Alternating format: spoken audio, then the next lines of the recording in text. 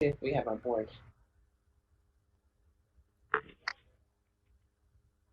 Okay. There we go. Good morning, everyone.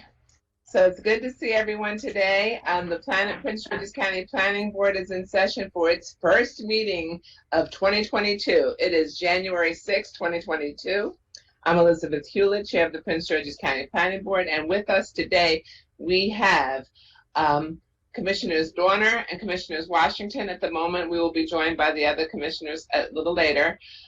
We have our Principal Counsel, David Warner. We have our Planning Director, Andre Checkley. We have our Acting Planning Director with us too, Derek Berlage. We have the man behind the curtain working his magic back there, Ryan Cron.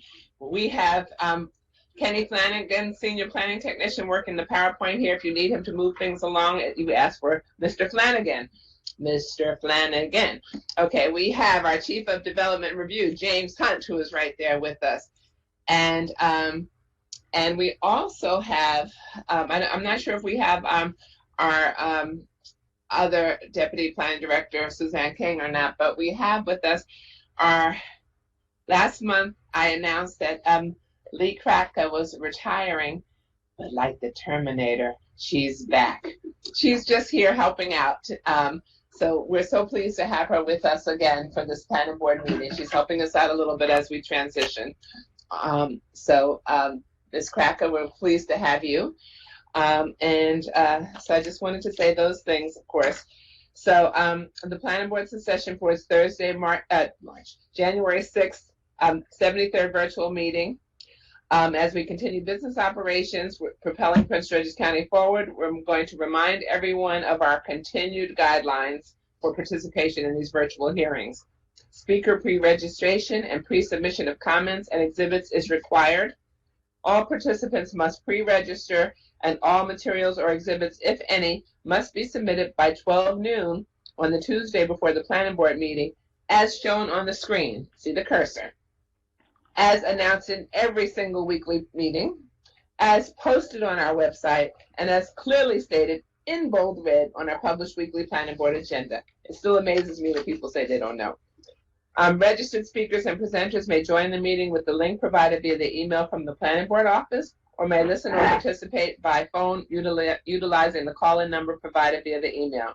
And of course, the public may continue to watch planning board meeting streams live, or if you wish to become a person of record, you may sign up on our online web form, person of record down there, or to participate above. So there are two different things, two different links. So please note the screen for instructions. As always, we commence our planning board meeting with a moment of silence for those who passed on since our last meeting, which in this case was a while ago because we had the holiday recess. So if we can mute other folks, please. Okay.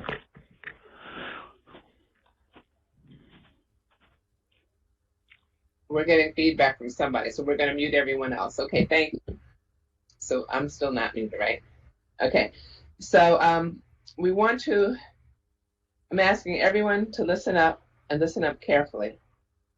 We want to remember the latest number of victims who have succumbed to the COVID-19 pandemic.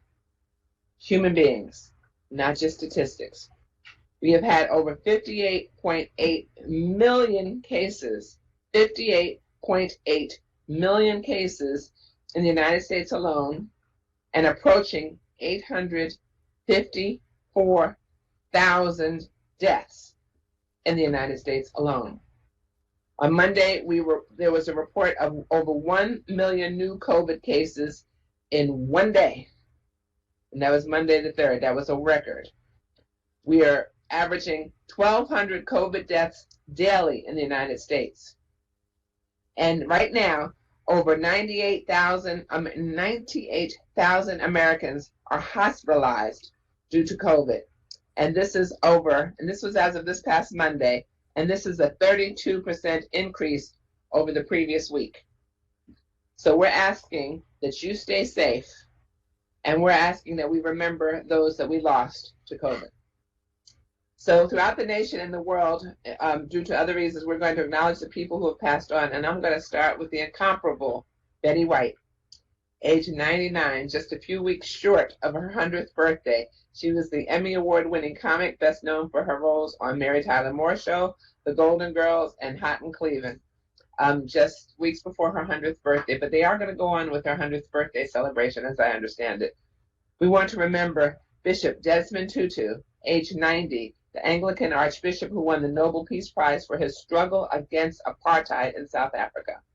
Harry Reid, the former U.S. Senator from Nevada who was one of the longest-serving Senate Majority Leaders in history. Johnny Isakson, former U.S. Senator and Congressman who represented Georgia. John Madden, former NFL coach and sports commentator who appeared on each of the 4 major broadcast networks. He was the head coach of the Oakland Raiders, led their team to the franchise's first Super Bowl title, and he was the Emmy Award-winning commentator from 1979 to 2009. Dan Reeves, former NFL head coach for 23 seasons with the Denver Broncos, New York Giants, and Atlanta Falcons. 9 Super Bowl appearances throughout his career, 4 as head coach and 1, 2 as a player and assistant coach with the Dallas Cowboys. Sam Jones, former NBA legend and shooting guard who helped lead the Boston Celtics to 10 championships in the 1950s and 60s. Max Julien, actor and screenwriter best known for starring alongside Richard Pryor in the 1973 film The Mac. Sally Ann Howes, age 91, actress known for her role in Chitty Chitty Bang Bang and debuted in My Fair Lady on Broadway in 1958. Paul Mitchell, co-founder of the group The Floaters, known for their legendary hit Float On. Wanda Young, member of the Motown group The Marvelettes, known for their hits. I'm going to ask somebody, maybe Mr. Giggles, Please Mr. Postman, and Don't Mess with Bill. Tangle Kid, a member of the rap group UTFO, known for their hit Roxanne Roxanne. John Bowman co-created the sitcom Martin and head writer for In Living Color. Maxine McNair, age 93, she was the last surviving parent of one of the 4 girls killed in the 1963 Birmingham bombing of the church. Her daughter, Denise McNair, was among the 4 children killed at the 16th Street Baptist Church. Jesse D., founding member of Force MDs, the group who scored multiple hits and most notable for Tender Love. Martha Earnhardt, age 91, matriarch of the famed NASCAR racing family. Tiffany Hale, former cast member of the all-new Mickey Mouse Club. Henry Orenstein, Holocaust survivor and toy developer known for 2 innovations, the robot toys Transformers and the whole card camera used in televised poker tournaments. Sarah Weddington, a lawyer who successfully argued the U.S. Supreme Court landmark case, Roe versus Wade. She argued that in 1973 at the age of 26. And in Fairmount, Philadelphia, we want to remember the 13 who were killed, including 7 children, in the house fire that erupted on January 5th in the Fairmount neighborhood in Philadelphia. It's shocking and heartbreaking. And of course, there are many others who've passed on, and perhaps you may have someone in your life or someone in your family who passed on. And of course, we extend our deepest sympathy to any of you who may have suffered such a loss of a loved one as well. We extend our hearts to you and ask that we have that moment of silence now.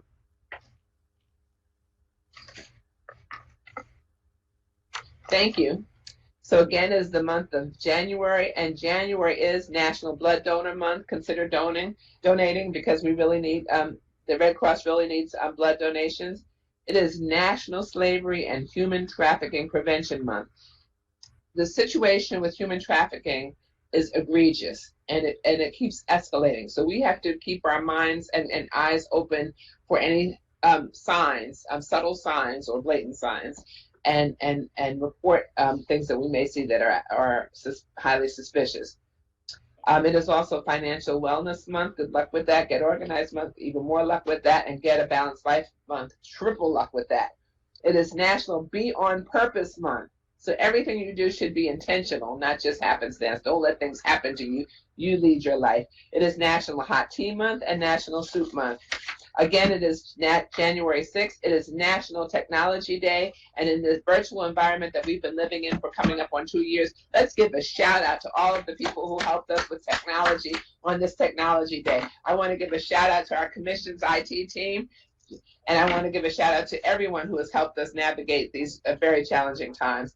And it is National Shortbread Day, which would be a nice accompaniment to the hot tea month that we're celebrating. Also, on January 6, 1833, Samuel Morse first successfully tested the electrical telegraph. 1958, President Theodore Roosevelt died. Okay, are we muting some folks? Okay. 1968, the Beatles' Magical Mystery Tour hit #1 on the charts. 1973, Carly Simon's You're So Vain hit #1 on the charts. 1979, many of you will remember this, the Village People appeared on the American Bandstand. Very first time they demonstrated their soon-to-be famous YMCA spelling of their top hit. 1993, Dizzy Gillespie, the renowned bebop jazz trumpeter with the balloon cheeks, died. And then 1994, many of us will remember, sadly, when the former Olympic figure skater Nancy Kerrigan was attacked and maliciously clubbed on the knee to hinder her success in the 1994 Winter Olympics. I'm going to do a special shout out to, because yesterday, January 5th, was the 111th Kappa-versary to the men of Kappa Alpha Psi fraternity. And I know we have many of them within the commission, many of them within our viewing audience. Wonderful fraternity that does a lot of community service. And then an early anniversary to the men of Phi Beta Sigma fraternity, and that would be on January 9th, and it will be their 108th Sigma-versary, I guess, and they too do a lot of community service and just tremendous work in our community. Finally, if we can go to slide #1, we ask that you invite you to join in the Planning Department's Master Plan of Transportation to discuss existing conditions and the future of transportation around Prince George's County. The Planning Department will host 3 countywide community engagement meetings at 6 p.m. on these 3 dates, January 25th, 26th, and 27th. Choose only one date and register for one of the 3 meetings by visiting the website listed on the screen. Also, slide #2. The Planning Department will host a virtual kickoff meeting for the Placemaking Suitland project. That will take place on Wednesday, January 19th at 6:30 p.m. And you can learn about the upcoming project, provide feedback, and sign up to volunteer for a 2-day fun-filled arts and community event scheduled for April. And please see the screen for the web address for advanced registration. We want to extend happy birthday wishes to our technical hearing writer, Marie Proctor, for her birthday today. So happy birthday, Marie Proctor. And I'd like to take a moment to extend a happy heavenly birthday to our beloved former County Executive Wayne K. Curry. So we want to do that as well. Finally, I have one more announcement. So it's a boy. Wait, no, it's a girl. No, it is a boy and a girl. We want to extend congratulations to Planning Tech Kieran Hall and Sharice McGee on the January 3rd, 2022 birth of their twin boy and girl, baby boy Kamari and baby girl Capria. And mom and dad and twins are doing extremely great. And I have this wonderful, beautiful picture of the twins. I'm gonna do a quickie, but I'm not posting that up there because without parental permission. We are very careful about posting pictures of youth. So we just wanted to point that out. So again, and say congratulations, that they're just beautiful. Again, these continue to be very tough times. We haven't had a break. We all continue to grapple with anxiety, stress, fear, loss of friends, family members. We've continued to be a little stir crazy. We've let up a little bit, and which has also resulted in more COVID cases. And this Omicron is far more contagious, but we struggle and we continue to push forward because that's who we are, and we are resilient as well. We're in the midst of a new surge, and the spread of the Omicron variant, as I indicated earlier.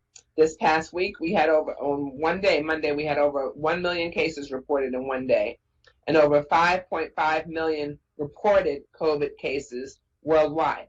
5.5, not cases, 5.5 million reported COVID deaths. 5.5 million reported COVID deaths. That's an awful lot. And those are the ones that are reported. Think of how many have gone unreported. Heaven only knows. So we're all at higher risk as numbers continue to surge. So we ask that you please remain safe. And if you haven't done so yet, by all means, get vaccinated. It's what you can get vaccinated and stay masked. It's what you can do for yourself, for your health, for your loved ones, for anyone that matters to you, for your colleagues. You must do this. I just said over 5.5 million deaths worldwide due to COVID alone. So get vaccinated, get boosted for your friends, your colleagues, your loved ones. Early studies, anyway, okay, so before I do that, I just want to say we have been fraught with challenges in 2020 and 2021. The pandemic, politics, rampant violence, crime, just egregious events, the decimation of civil rights.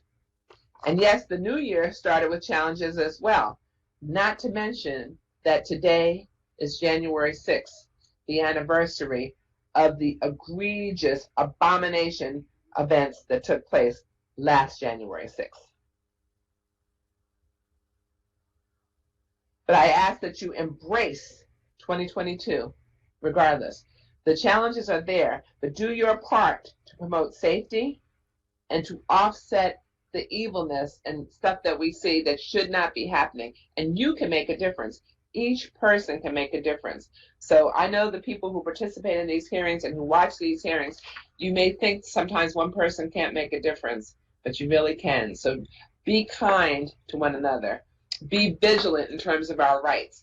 Do what you can to eradicate human trafficking or to help someone in need.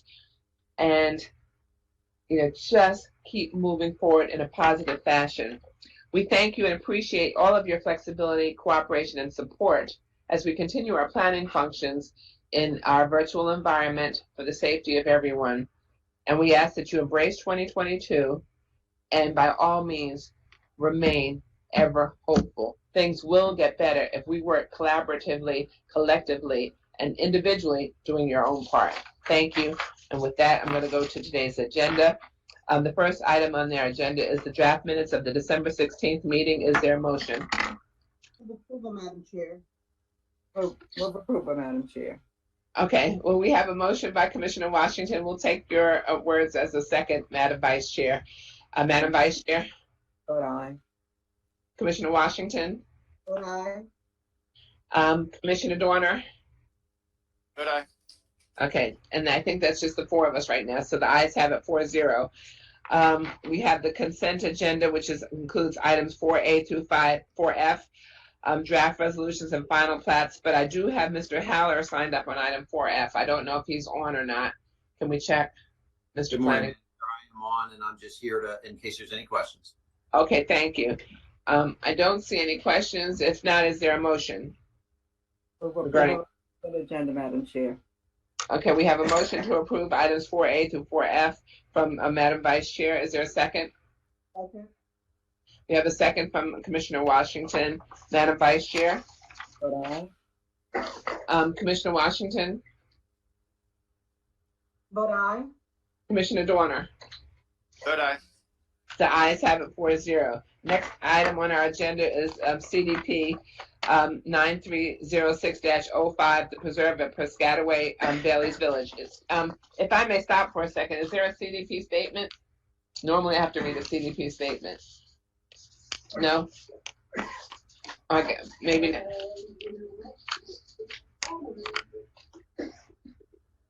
Madam Chair, there is one. Okay, I don't have it.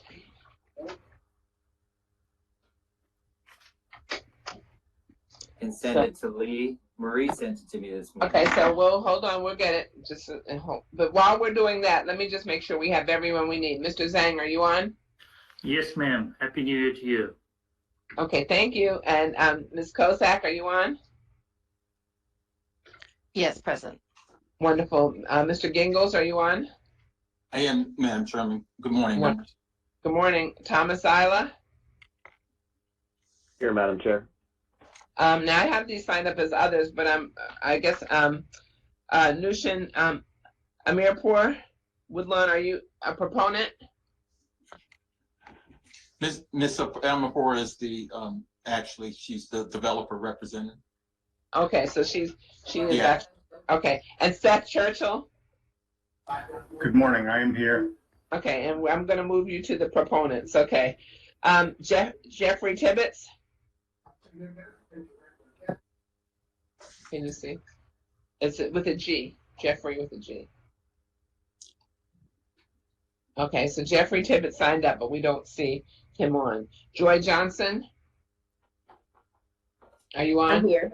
Yes. Okay, wonderful. And Courtney Lindsay? No C with the C. No, Courtney Lindsay is not on. Okay. And then we do have a proponents exhibit number 1, the Preserve Piscataway Homeowners Association Letter of Support. Okay, I'm going to pause while I still wait for my statement.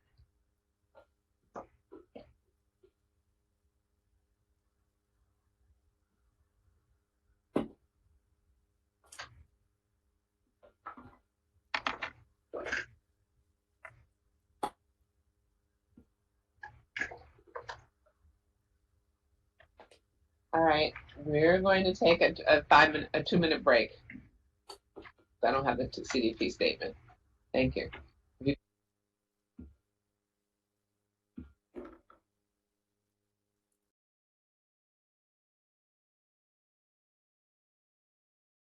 So this hearing is being held under the general enabling authority of the Land Use Article Annotated Code of Maryland and conducted in accordance with the specific requirements and procedures of sections 27-516 through 27-532 of the Prince George's County Code and the Maryland Administrative Procedures Act. The purpose of this hearing is to consider the applicant's submission of a comprehensive design plan proposal and to consider the plan in relation to the criteria set forth in section 27-521 of the Prince George's County Code. The agenda item is number 9, Comprehensive Design Plan 9306-05, the Preserve at Piscataway, Bailey's Village. All persons who wish to participate in the hearing should just please raise your hand and through your right hand and declare, in the presence of Almighty God, do you solemnly promise and declare that the testimony you are about to give before the board is the truth to the best of your knowledge and belief? So I'm going to ask these folks who have signed up. Mr. Gingles, you are the attorney, so I'm sitting on the okay. Mr. Tibbetts, we're not there, right? Joy Johnson. Yes. Okay. Thomas Isla. I do. Okay. Also, Joy Johnson, I said Joy Johnson, right? Yeah. And then Nushin Amirpour. She's muted. I think you have to, okay, thank you. And Seth Churchill. I do. Thank you. And again, I'm going to do one more call out for Courtney Lindsay. Nope. Okay. And then Jeffrey Tibbetts with a G. Jeffrey with a G. Nope. Okay. All right. This proceeding is being recorded. Therefore, all exhibits must be properly marked when they are introduced and identified when referred to or discussed. Any person of record may ask questions of the witness at the conclusion of that witness's testimony, but questioning must be limited to the information testified to by the witness. And so that is my statement. We have everyone present. Mr. Zhang, you are on. Good morning, Madam Chair and members of the Planning Board. Happy New Year to you all. Happy New Year. For the record, this is Henry Zhang, Reserve and Design Section. the item, but before I go to the case, I think the People's Zoning Council, for the record, the People's Zoning Council need to be here. And the Well- staff did send a notice to him back in October. And also, I also emailed him this morning about the link. But People's Zoning Council is not on that. We did double check, but you emailed him this morning and, you know. The second time, yes, Oh. ma'am. Okay, one more time thing. Mr. Tibbetts is now on. Okay, Jeff, but can you just say okay? I see your name now. Mr. Tibbetts?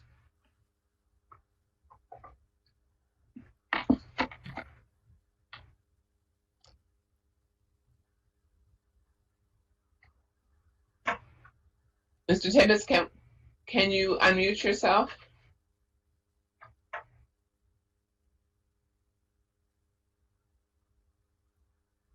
Okay. All right. The People's Zoning Council is not on, so there's nothing we can do about that at this point. So you may proceed, Mr. Zhang. Thank you, Madam Chair. For the record, this is Henry Zhang with Urban Design Section. This application before you is a revision to a previously approved comprehensive design plan. Basically, it's the 05 revision, excuse me, to remove commercial, retail, office, and multifamily uses, and then replace them with 26 townhouses. This larger project, basically consisting of 5 villages, has almost been constructed except for 14 single-family detached homes in the Glassford Village, and also Lot 10 in front of you today. Next slide, please. This subject site is in Planning Area 84, Council District 9. Next slide, please. This is the vicinity map shows specifically this portion of the project is located on the south side of Flora Road at its intersection with St. Mary's View as outlined in red here. Next slide, please. This is the zoning map of the entire CDP 9306, which covered a larger areas of 878 acres of the land in the RL, which is residential lower density zone, and also LAC zone, which is local activity zone, as outlined in red here. Next slide, please.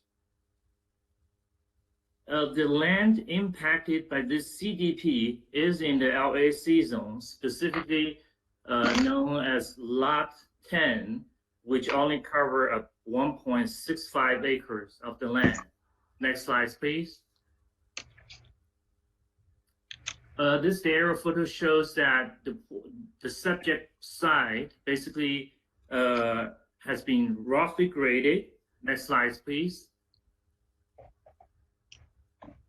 It's generally leveled, surrounded by the townhouses on both sides of the roadway, and also a small lot, single-family detached homes. Next slide, please. This master plan right-of-way shows Piscataway Road is a arterial roadway, and the Flora Road is a primary roadway. Next slide, please. Bird's eye view again shows the site outlined in blue. You see the townhouses on both sides.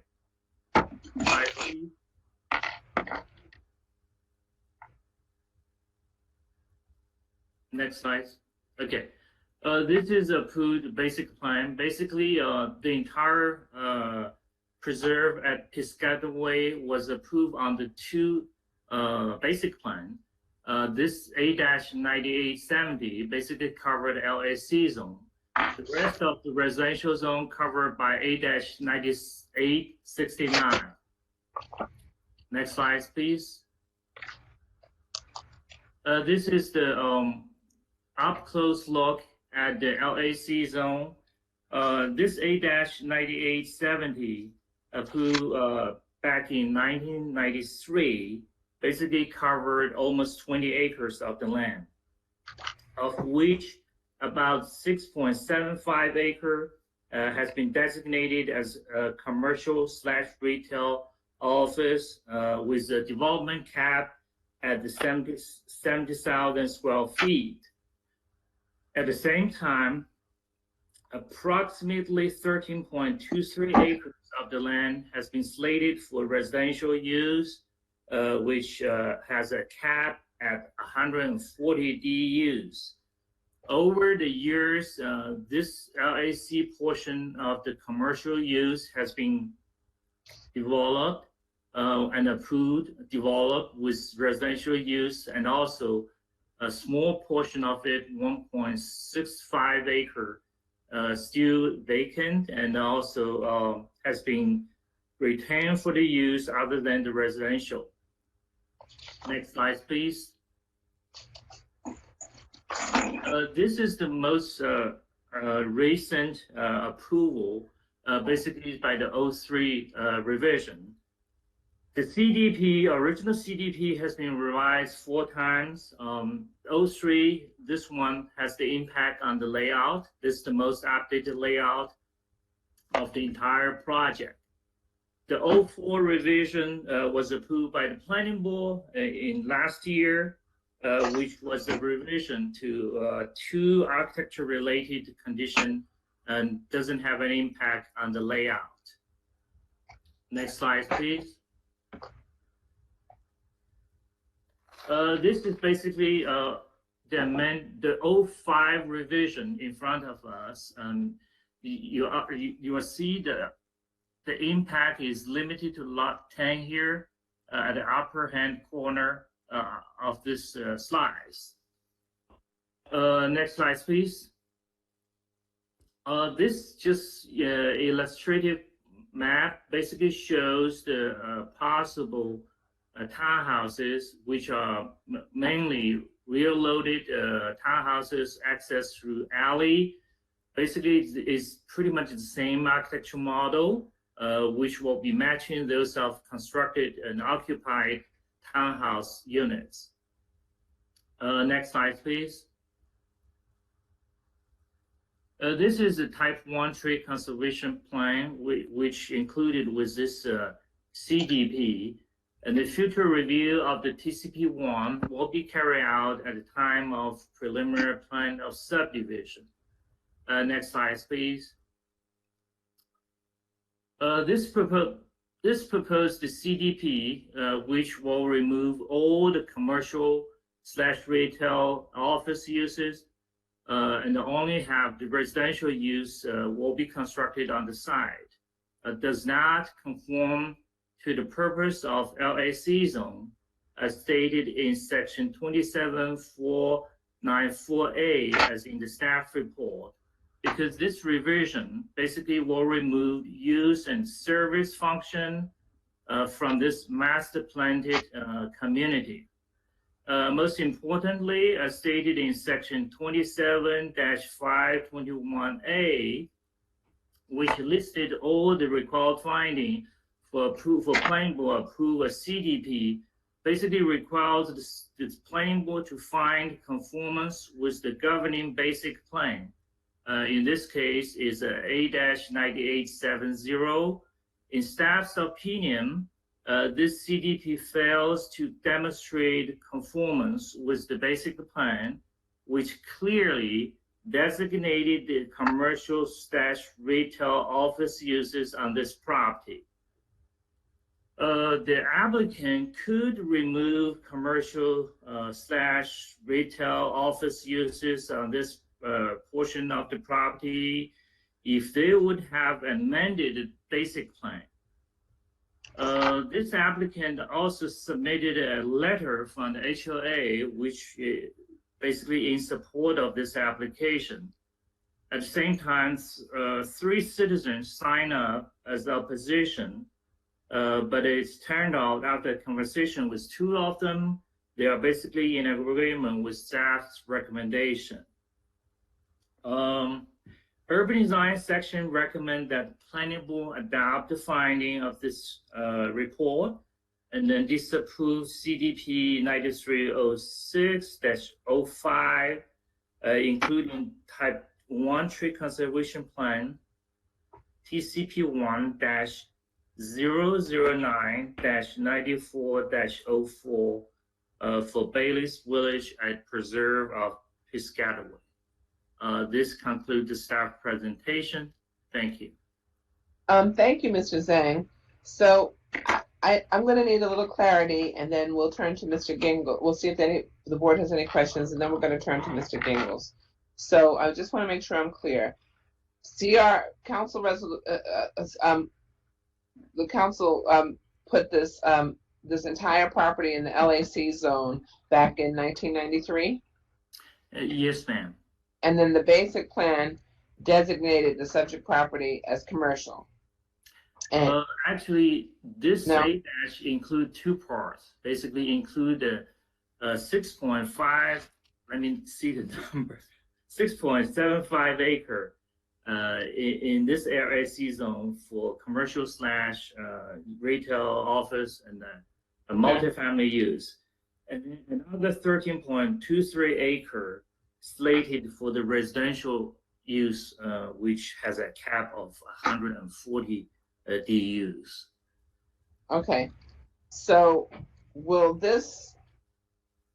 so my question is, obviously, the CDP is the second stage in the comprehensive design zone category. So there's a basic plan, there's a comprehensive design plan, and then there's a specific design plan. This second phase is the comprehensive design plan. We have to find conformance with the basic plan. That's a requirement of the findings. That's correct. Okay, so what you're saying is that from the staff's perspective, also I want you to define what the LAC zone is. I know we have it in a staff report, but can you define it on the record? And then, yeah, Okay. and just in a second, and then because then the question for us is, and then you've also indicated there was another avenue to do this via amending the basic plan. So that is a possibility. On the other hand, I think we're all interested in hearing what Mr. Gingles has to say in response, because he may have something to counter with. So I'd like for you to state on the record the purposes of the LAC zone. Yes, ma'am. For the record, this is Henry Zhang with Urban Design Section.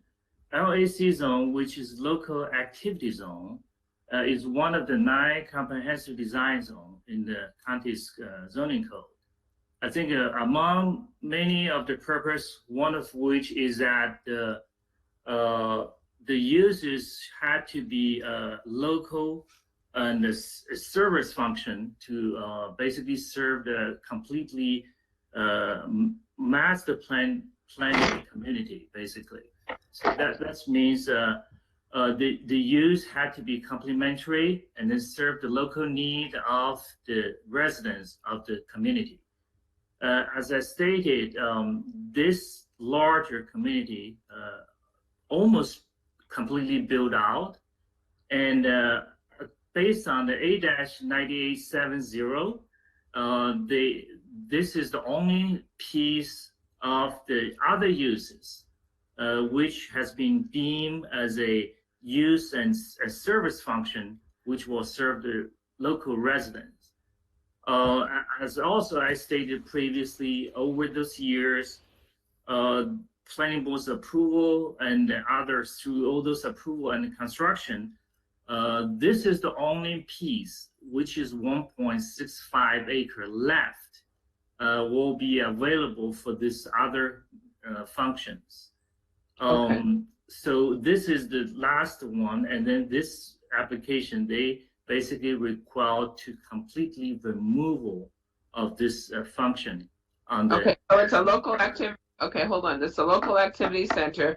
We've approved residential all around it in the remainder of the acreage. So this is the last vestige where you can put the local activity center, because the LAC zone encourages dwellings integrated with activity centers, and you're saying this is the last place where we can do that. That's correct. Okay, okay. So I'm going to see if the board has questions of you before I then turn to Mr. Gingles. Okay. Madam Vice Chair, any questions? No questions at this time, thank you. Okay. Commissioner Washington? No questions at this time, thank you. Commissioner Dorner? Yeah, Mr. Zhang, I find this a little bit difficult as I was like prepping and reading through the case, the staff report and everything, because I'm sort of torn that development sort of in the LAC zone is a little bit difficult if you have multiple property owners or multiple developers, because then you have kind of competing interests. If one person was controlling the entire zone, then I think it would be a little bit easier to kind of guide the development in certain ways.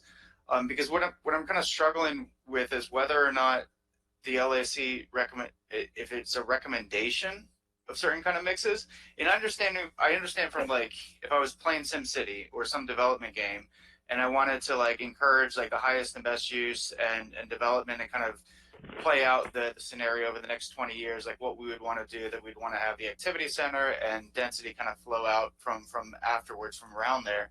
But what I'm struggling to find out is whether or not it's a requirement that there be certain amounts of commercial development in this LAC or this particular area, and then whether or not it's prohibited to, and I think these would be two separate but related questions, whether or not it's prohibited to only do residential development in this particular parcel. Because I realized that like the LAC was developed to encourage this, but in the same respect, I'm trying to think about like other case scenarios. Like if we have a high-rise density kind of unit that has a height limit of like 30 stories, but somebody can only do it at 20 stories, are we going to force them to build up to 30 stories and go bankrupt? Even if the market it won't support that. Like I'm trying to wrap my head around this, and I'm hoping that you can help provide a little bit more clarity of how you guys got at your recommendation. Okay. Yeah, thank you, Commissioner Dorner. I think that's a very good question. I think if you sit back a little bit and look at this concept of the comprehensive design zone, basically it's the county's equivalent to PUD, planned unit development of the other part in this country. Basically, this is the vehicle, is a combination of planning and zoning, so to speak. I think that's basically is a subject to the interpretation in a way, because understand that this approval, dated back to 1993. That's almost like 30 years ago. I think the council and the planning board had a vision for this property. That's why we have this LAC zone. That's why the staff started looking at the purpose of the zone. So basically, the purpose of the zone, as stated in the 494A in the staff report, page 9. Basically, among others, there is a couple of purpose staff stated. Basically, the purpose of this from the planning perspective is try to build a complete community. But I think in the zoning term, I also heard that this is just like it's not like a MXT zone, and the code specifically stated you need to have 2 uses, at least 2 uses among the 3. And then therefore, some people just said, okay, this shouldn't be hold their feet to the fire, and they had to have those 2 uses. But I think the staff's review, especially in this case, we understand there is a combination of planning and zoning situation here. And then from the planning perspective, the vision change and the best practice change. But at the same time, the zoning interpretation is also subject to the interpretation, because this is not an MXT zone. The code didn't clearly state it, but I think somehow the code said this had to be there, and then that's also a practice. I think this office has been doing in all those years, if the council's order include those uses, and then if the applicant, in this case, they're going to totally remove this use from the basic plan, usually we are going to ask them to amend the basic plan in order to get the CDP approved. Yeah, so I understand that you guys are going to ask them to do that because we're trying to implement the basic plan in some ways. Yes. So does the LAC zone then require at least 2 of maybe the 4 of commercial, office, retail, or residential, or is it just sort of suggestive in that sense? No, I think yes. I think I should say it's suggested, but keep in mind this comprehensive design zone, basically in the zoning code, specifically stated will be subject to 3 steps of approval. First step is basic plan, and second step is CDP, and then the third step is SDP. And then in each of the approval, that's why we have this finding number 1. Basically, you had to find the conformance with the basic plan. So that's basically where the staff, come from. Basically, we look at the basic plan, and then the basic plan specifically or clearly, identifying the use and the acreage and the density. And then in this case, the applicant basically will be completely removing that uses, and then therefore we couldn't find the conformance to the required finding. Hope this will help. Yeah, I think that And you know what? And you know what you guys have done? What else, Mr. Commissioner Dorner, and we may turn to our own counsel to elaborate as well, but after Mr. Gingles too. But continue with your questions, but we may turn to our legal after this. I definitely would like to hear from Mr. Warner at the end to kind of summarize stuff, especially just kind of focus us in on what are the most pertinent kind of legal points that we need to decide between. But I want to do that. But Okay. Yeah, and Mr. Zhang, so if they had proposed office or retail instead of residential, would you guys have the same stance where you would say, no, we really need to have the commercial because that's what was kind of pointed out in the basic plan, even though those are other 2 uses in the LAC? No, I think as long because the basic plan, which is the first step, which basically set up the very broad scope of development. Even though most of the time they just decided the quantity and the relationship and density. And then all those details need to be defined at the time of CDP. The reason CDP is so important basically is kind of a negotiation between the regulatory agency, in this case, planning board, and the developer. So basically the CDP approval set up the entire zoning requirement for the development of those property. So if the A- include the multiple uses and then the CDP level, they propose those uses, maybe only 1 or 2, we should be able to find the conformance.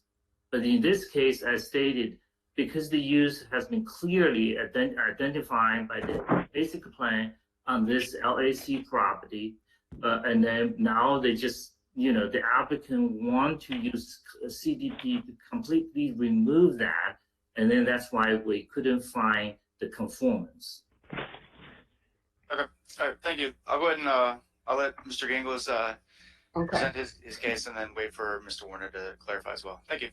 Okay, thank you. So, just making sure that we still have just 4 commissioners. Okay, so with that, Mr. Gingles, you are on.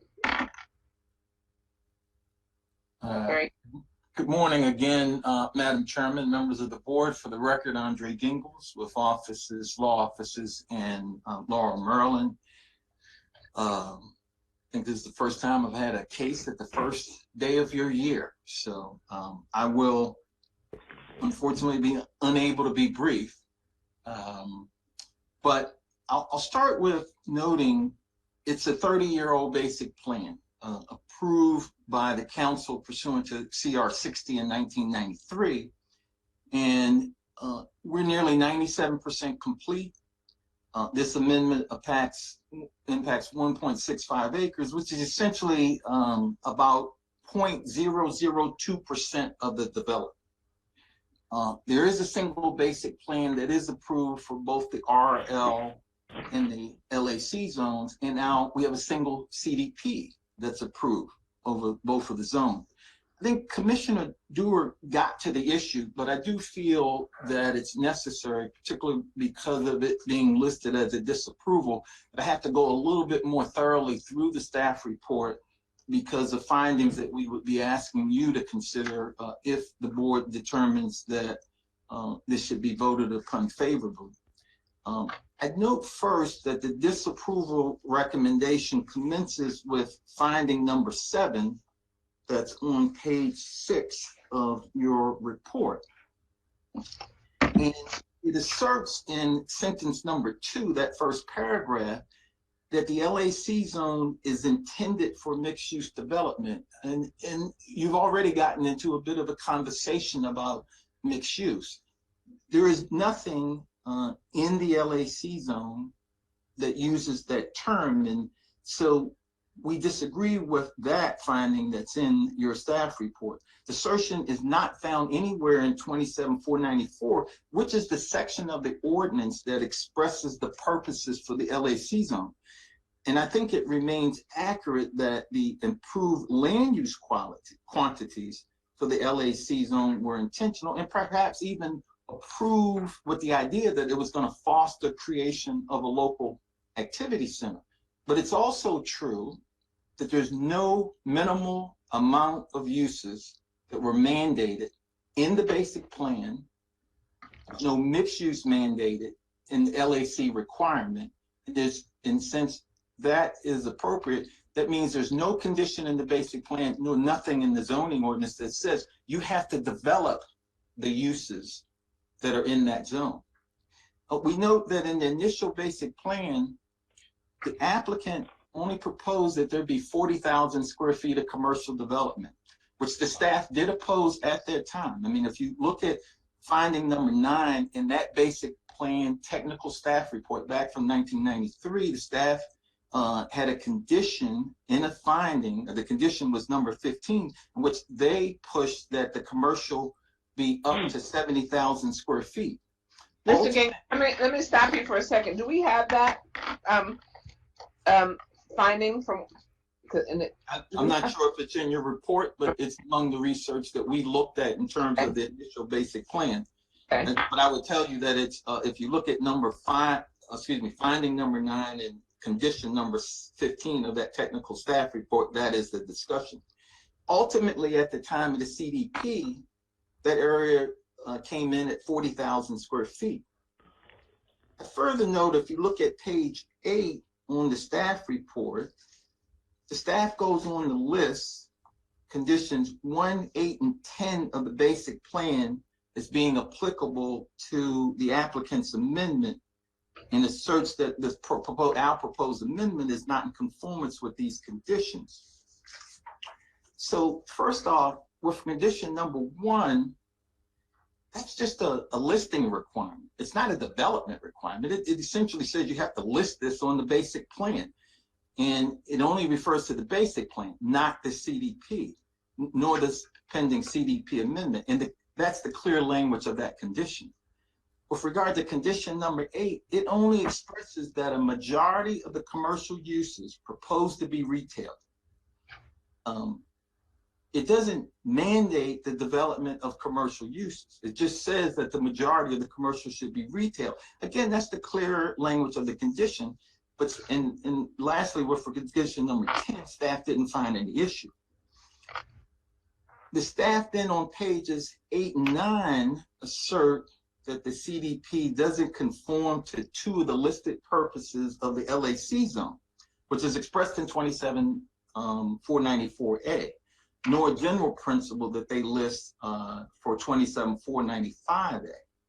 Now, while the applicant, we don't concur with the staff conclusions on this, we would just point you to, first and foremost, it's section 27-521 that expresses the findings that this planning board must make in order to approve a CDP or CDP amendment. Neither the sections or the provisions that they're listed on pages 8 or 9 among those clearly expressed requirements that the planning board must find and make a determination. Section that's cited by staff relates to the establishment of the zone. It was what was relevant back at the time of the basic plan, not at this time for a CDP. Now, once you get to page 9 on the staff report, commencing with C1, the staff is now listing the appropriate 15 requirements that guide this planning board's determination to whether or not the CDP amendment is appropriate for its approval. The issue of conformance in the basic plan is essentially the primary issue. And what we have indicated to staff and a lot of the information that we sent to them is that we think that the finding relative to this first requirement, the staff notes that the basic plan specifically designated areas of the proposed amendment as only commercial.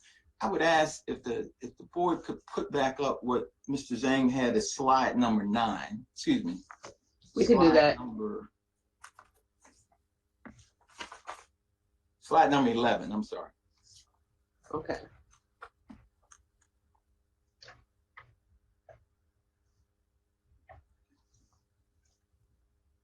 Now, what they're suggesting to you is that that area that's outlined in red is the 6.75 acres that was designated as only commercial. And the staff asserts this several times in the report.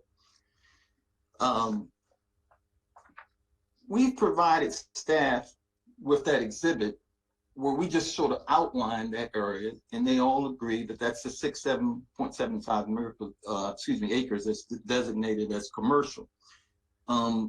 We also showed in that exhibit where the planning board has already approved residential development within the 6.75 acres that the staff asserts is solely or only commercial. And the 1.65 is within that same area. Hence, their assertion is in direct conflict with what the planning board has previously approved on SDPs with townhouses within the area that staff asserts is only commercial. Now, in the review of all of the staff reports with regard to this, and we looked at the staff reports involving the CDP, the PPS that also allowed for the lots in this area, and the subsequent SDPs. And all of those show these residential lots being done in the area that staff is now asserting is only commercial.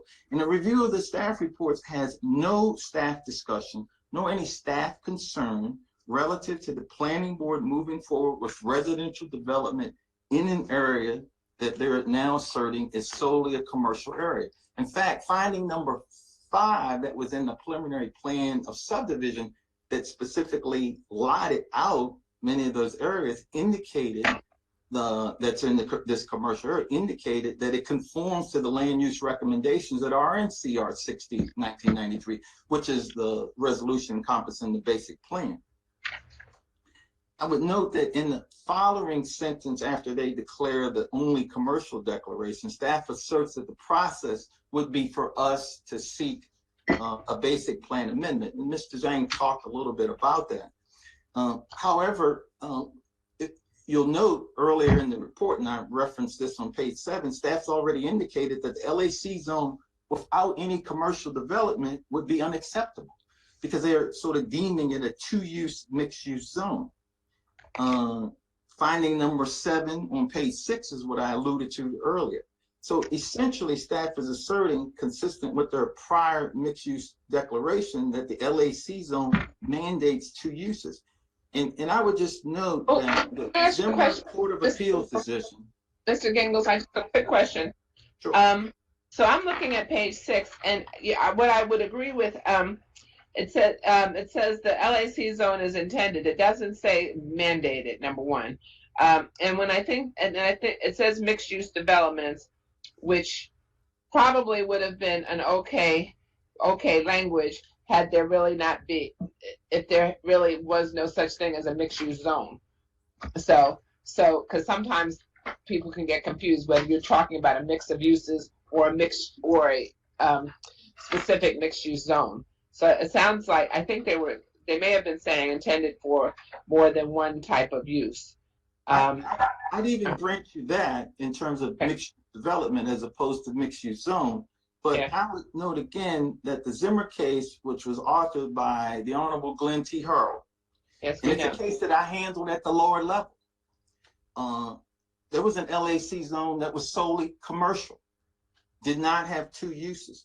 There is, if you read those staff reports, there's no issue about the need to have a second use in that LAC zone. So hence, there are LAC zones where only one of the uses are developed. Yeah. I mean, the staff goes on to express that an amendment to the basic plan has been done in what they view as similar circumstances. With regard to the Timothy Branch case that they cite in the report, and I think we would note that in the Timothy Branch case, first of all, that basic plan amendment that was done was the project proposed a use that was not previously allowed on the basic plan. They proposed that use in an area in which it was previously not shown on the plan. The staff deemed it to be an expansion to include an active adult use. Our CDP amendment is for use that is already shown on the approved basic plan. It's within the same area of the basic plan in which it's previously been developed, and it's wherein the planning board has already approved the use and the development of the use remains within the allowable density caps. We think this alone shows conformity of the CDP amendment to the basic plan. In fact, we would assert that given what the planning board has done in the past, that we should have been doing a preliminary plan subdivision for the new lot in an SDP, as opposed to even needing to do the CDP amendment. And I'll talk a little bit further about that a little bit later. In the second paragraph under P1 on page 9, staff does note the ranges for the commercial development. However, again, and Commissioner was alluding to this, there's no express requirement in the basic plan for a minimum of any of the uses. These base ranges are not a minimum development requirement, absent a condition saying that they have to be done. I mean, nothing in the basic plan nor any provision of the zoning ordinance, unlike for MXT development, requires development of all or some portion of all of the uses that are shown on the basic plan. Again, the LAC may promote or desire to promote mixed-use development. It's not a mixed-use zone where the use of mixes is somehow mandated. And the applicant indicated in his statement of justification about the basic plan being illustrative, and we didn't mean that in the sense that it doesn't mean anything. We meant it in the sense that it's illustrative to what can be developed on the property as a result of the zoning. Nevertheless, we strongly assert that the express language that's in the basic plan, that's in CR 60 approval, actually governs. And the express language that governs essentially lists what can be developed, but doesn't mandate any minimums of that development. And lastly, as they talk about the activity area, we would note that the community focal point, which is that village green that has been done, is there and is a focal point. And to the extent that that wants to be improved, the HOA has the ability to add some additional amenities to that area. And they've discussed at different times whether or not that may or may not be done. In paragraph 4 on page 10, again, the staff asserts that what we're doing is the elimination of a use, and that this can only be done by the district council. However, they don't cite any authority that it can only be done by the district council. First, I would note that we think it's incorrect because, again, the use is not mandated. It's not a condition that's in the basic plan, nor is it a use that the zoning ordinance requires be developed. The basic plan again proposes what can be developed. The CDP, ultimately, the second phase shows what is going to be developed. And I would sort of remind the planning board, and what I don't recall was whether or not any of the members were there, but in a earlier, this development had a golf course as a part of its development. That golf course was a use, and a major use. It was a major part of that community. That was eliminated solely by an SDP amendment. There was no amendment to the basic plan. There wasn't even an amendment to the CDP. Now, I would note that there was legislation facilitated. It had to do with numbers of having additional uses in the RF zone, but nothing in that legislation changed any of the provisions related to amending or any requirement to amend the basic plan or amending or any requirement to amend the CDP. And it was simply done, that use eliminated, it was simply done as a result of the SDP being done, which this planning board approved. Finally, on the subject, we would just note that with regard to a CDP and or an SDP, district council retains the authority to review it, approve it, modify it, reverse it, or do any other condition to it. And so it's not like their authority is affected by what, if anything, the planning board might do on this issue. I mean, essentially, the basic plan is the zoning for this property. And like most zoning, once it's on the property, nothing is mandated unless it's a condition or it's a requirement of the zoning ordinance. And in this case, with that basic plan, there's no requirement in the zoning ordinance, and it wasn't a condition.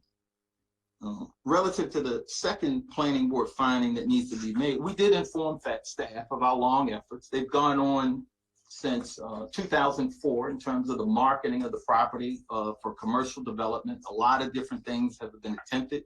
In fact, it's continued to be marketed even throughout the current pandemic. Additionally, we would note that we do have HOA support for the change of this development for this remaining 1.65 acres, and letters in the record to that effect. As it regards to the staff's assertion relative to the environment, we would assert that the environment that's essentially residential has existed for several years, and to now sort of force a inclusion of a commercial use would change the environment substantially more than anything else. We think that the result is that the environment is better served by it being the residential that it has been probably for 15 plus years. Essentially, the community has been successful in the implementation of the CDP, with the exception of attracting any retail or commercial. Again, forcing something to go in just as a part of the zone makes no sense in our view, nor do we believe that it is an issue that the basic plan should have to be conformed, again, given all of the past decisions on other applications within this area that the staff is asserting was only for commercial. And that's, I mean, particularly true to sort of go through an additional requirement at this point with the last sort of remaining 0.002 acres. Mr. Gingles, I need to stop you for a second because you've said this a lot already, and I'm just looking because we have a lot, and the language. I'm looking at the language in some places in the staff report, but I haven't committed every single paragraph to memory. So help me understand. Direct me to where the staff says that only commercial can be allowed in that spot, because you said that they've said it. You said that repeatedly that staff indicated only commercial can go there, okay. and then you said that, but the planning board has already allowed residential there, and I guess in counter to what staff says should only be commercial. So just show me where that is in the staff report, so I can follow that. Sure. I need to go back in my notes. Okay, I want to say it's Right. page 6 and finding number 7. But let me- page what, 6? I think it's page 6, finding number 7. Let me go back. Okay, well, you can do it afterwards. I'll just give you a heads up that I'll be looking for that. So let me let you finish your flow. Okay, It's in the middle of page 9, first paragraph after C1, okay, no, where's page? Okay, thank you. second sentence. Okay, Just sort of the last thing. So with regard to remaining 12 of the 15 requirements, the zoning ordinance findings that the planning board would have to determine, staff doesn't raise any issues. Well, we maybe think some can be clarified. We concur essentially with the analysis and that there are no issues and or they don't apply. I guess I would say essentially in closing, we would note that conformity to the basic plan can be found because with regard to our proposed amendment, it provides for development of an existing approved use within the existing approved density. The proposed amendment is within the area that allows the use, and it's within the area that the planning board has previously allowed the use. Neither the approved basic plan nor the ordinance requires that we develop all of the uses that are listed on the basic plan. And alternatively, we think that the planning board could just decide that there's no amendment of the CDP even necessary at this point, given all of the approvals allowing residential in that only commercial area, and that we simply just need to do a preliminary plan in an SPP, which has been done for all the other residential that's in that only commercial area. I will submit a list of findings should the planning board decide favorably, but it's largely along the lines of what I've outlined in the presentation. okay, And that I will answer any specific questions. And I tried to, in my presentation, clarify or at least address what Commissioner Dewar had asked of Mr. Zhang. okay. Okay, thank you. Thank you, Mr. Gingles. So there are probably some other questions. Okay. I see, thank you, Mr. Warner, for directing us to that provision on page 9. It's, I guess what Mr. Zhang had indicated was the basic plan specifically designated the area as only commercial. So so I guess he was saying that's what the basic plan did. And I'm looking at the Madam Chair, if I may. yes. Yes, actually, on the backup, page 136, basically it's the CR 60, 1993, Amendment 16. The basic plan basically says so that identifying neighborhood activity center. So in this case, it's not like LAC zone require 2 uses, or if we can do the 2 uses, we can find a conform. This case is the key is to find a conformance with the basic plan, and then basic plan not only stated the acreage density, but also very specifically identifying the location at this location. If you read that Amendment 16 on page 136, basically they're identified the neighborhood activity center, on the south side of Floral Road, and then that's why because of this CDP, we're going to totally remove any possibility to build any neighborhood activity center. That's why we cannot find a conformance. Okay, hold up, Mr. Zhang. I'm on that page. Which one of these amendments? It's Amendment 16. 16, got it. Okay, CR 60. I got it. 190. Yeah. And then you read the language that neighborhood activity center will be on the south side of Floral road. Basically, that's the basic plan specifically identifies so. And then this is the location which we believe, recalled by the basic plan 9870. That's why I completely remove this, from replace with townhouses, will basically not in strict conformance with the basic plan. If I may, Madam Chairman, I was looking at page 60. So, okay, go ahead, Mr. Gingles.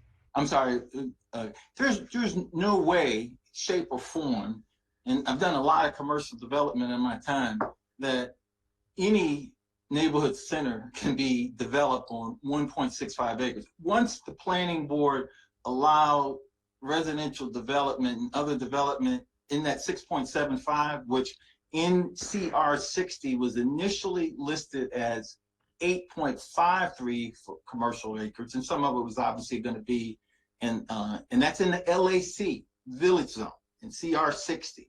That's what's listed, 8.53 acres. Somehow or another, it got reduced to 6.75. But in the ranges, even at the 40 to 70, at the 59,000 to 70,000, which was pressed by staff, or even the 40,000, which the applicant had. Once this property, per the planning board decisions on the preliminary plan of subdivision, CDP, and prior SDPs, have developed in that area, there's no commercial or neighborhood center left to be developed on 1.65 acres. Let me stop you for a second. Let me stop. So what you're also saying, and I'm asking you this question. Sure. So you had several arguments that you've made, several points, and as I'm asking you this question, is one of your points with regard to when the planning board approved residential development in this area, point one, are you saying we sort of waived that requirement for solely commercial, part one? So is it sort of akin to a waiver argument, part one? And part two, are you also saying it also becomes an impossibility because there's not enough room left for that type of development, for the commercial development in the 1.6 remaining? So I'll take the latter first. In terms of developing a neighborhood center, as Zane pointed out, that's impossible to develop on 1.65 acres. I would note that there have been uses, and we know from having conversations with the community, a gas station, or, you could develop maybe a convenience store along it. No one was sort of looking at that for the interest of the development. But I would say on the waiver portion that you mentioned, we would not suggest to you that the planning board was waiving ultimately some development of commercial down there, but the planning board was saying that what it approved, we believe, was in conformance with the basic plan. So that as we develop residential in what is asserted by the staff right now as only commercial, and has not previously been asserted by them in either the PPS, CDP, or SDP as only commercial. That's my question was not whether we were waiving commercial, whether we were waiving the preclusion of any residential in that area. Yes, and you did. Okay. Yeah. Okay. And again, there is nothing in the staff reports that make this a basic plan issue in any of those earlier approvals. Okay. Okay, thank you for that. Okay. Okay. So you were finished for now with your presentation, Mr. Gingles. I'm going to turn to the board to see if they have any questions of you, and then I'm going to turn to Mr. Warner. Okay. Madam Vice Chair, any questions? No questions at this time, thank you. Commissioner Washington, any questions? Yeah, well, and it was essentially addressed. I was going to ask about why you did not seek an amendment to the basic plan, but thank you, Mr. Gingles, for addressing that. And I guess I would further say that where I am now kind of boils down to the whole issue of what's required and or what's prohibited along the lines of my colleagues' questioning, Commissioner Dorner's questioning. So I would be interested in hearing from council in that regard, because to me, it seems that I guess where I am now is that it's not required. I mean, it's more suggested or being promoted that it be, commercial activity in this zone as opposed to being required and or anything that took place that prohibited. So Okay. I'm just kind of looking for clarity in that regard. Thank you, Madam Chair. Okay, thank you, Commissioner Washington. And what both you and Commissioner Dorner have asked the question about whether this is required or merely suggested, and what our options are in that regard. That's part one. And I would also note that that's something that we have to address, but also we also have to address conformance with the basic plan. So, okay. Now, Commissioner Dorner. Yes, I want to ask Mr. Gingles. I think you raised good points, and the proposed versus required aspects I think are interesting, as well as the approval of residential already in this zone if it's explicitly designated for commercial. I think that would be a conflict in terms of what we've signaled in our interpretations in some ways. One of the things that we asked about was a neighborhood activity center, or that's at least in the amendment that Mr. Zhang had cited. I do math, so when I see like logical statements of stuff saying a neighborhood activity center for commercial and residential land use instead of saying or, to me it kind of requires both. But is there any requirement in there that would actually specify a percentage of commercial? Because I know you said that you can't develop most commercial activity, which would be maybe the most profitable for you. Okay, hold up. We got somebody's conversation. Pardon? Somebody's on the phone. Somebody's talking on the phone. So we're gonna mute everybody. Okay. All right, go back. Yeah, was there ever an attempt to try and develop out the commercial aspects of this, or maybe have a mix of residential and commercial? Because you set up a very interesting legal case, right? Like you've set up it specifically says commercial, you're only going pure residential, and it's sort of cut and dry. But if you had gone for a little bit of a mix, it might have been a bit of a more of a discussion with staff, I think. I think you're on mute. Okay. Is that a question for Mr. Gingles? So, Mr. Commissioner, we have, and I can attest because I represented the prior developer to the current developer coming on probably a decade or so ago, to a number of instances date back to 2004 of seeking to develop or do a commercial activity center.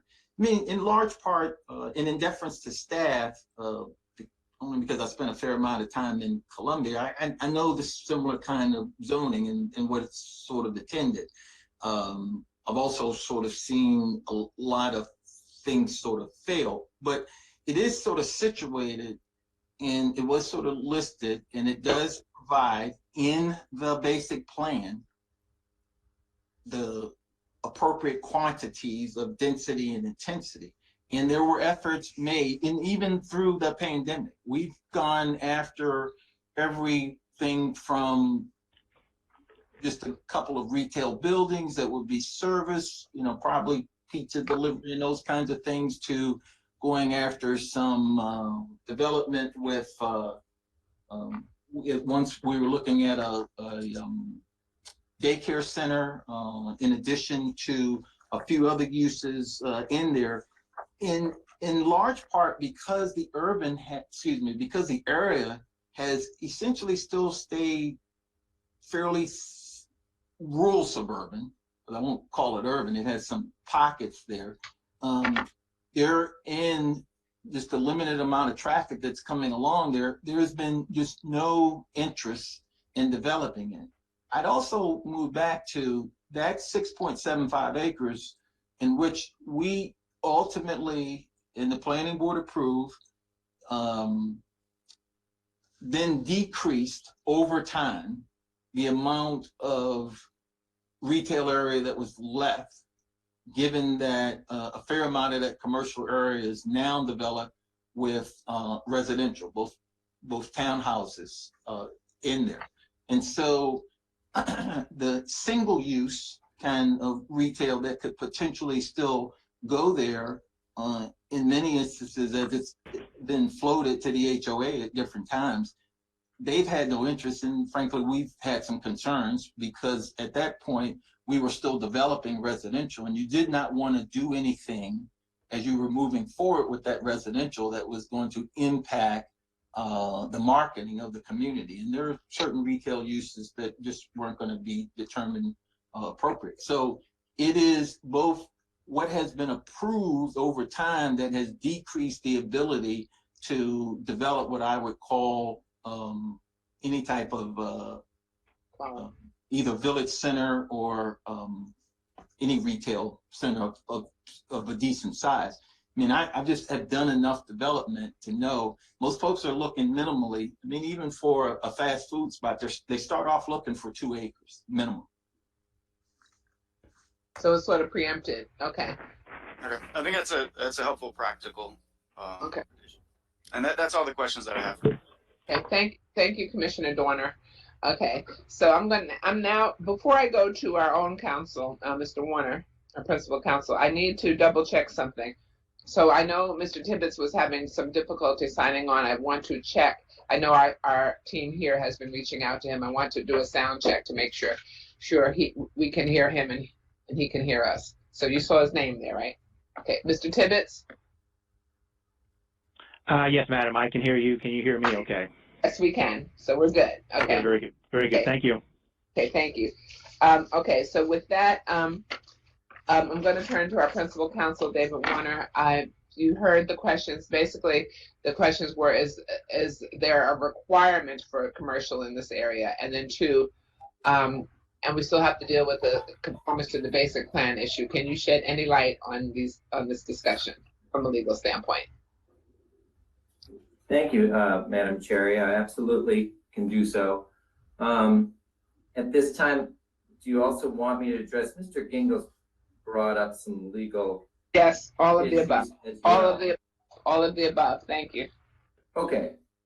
Well, the first thing I would just maybe orient the planning board to, and I know you've been doing these a long time, so I don't need to explain it belt and suspenders, but you know, these comprehensive design zones are a unique animal in a lot of ways because you know, they're really designed, I believe, in the purposes for a comprehensive design zone. They're, you know, supposed to be approved so we come up with kind of an imaginative, creative outcome at the end of the day with the development proposed.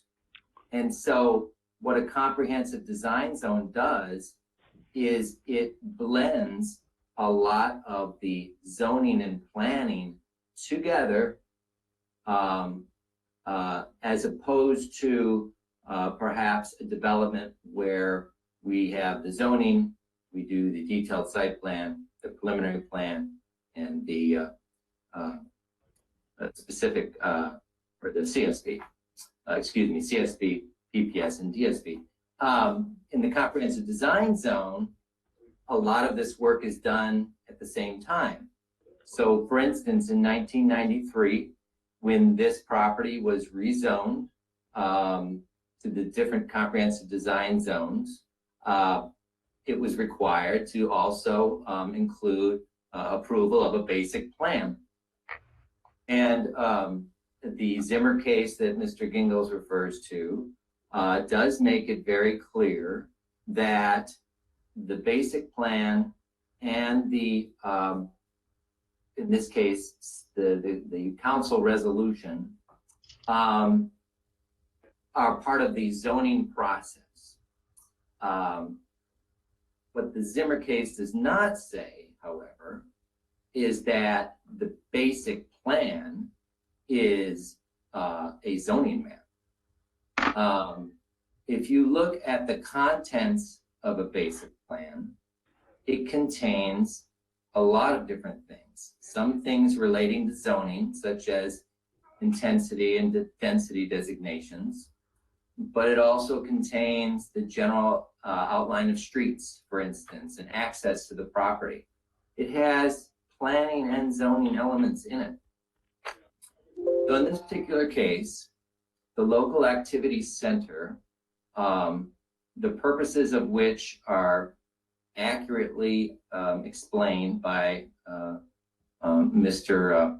Zhang, was designed to provide a zone where a mix of uses can be allowed.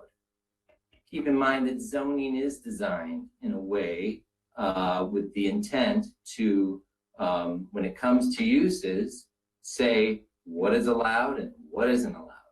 And it should be very clear when it does so. So the local activity center said, we're going to allow all sorts of different commercial and residential uses. And you can look at the use table in our code and see all of those that are permitted, including the proposed uses that Mr. Gingle's client is looking to develop.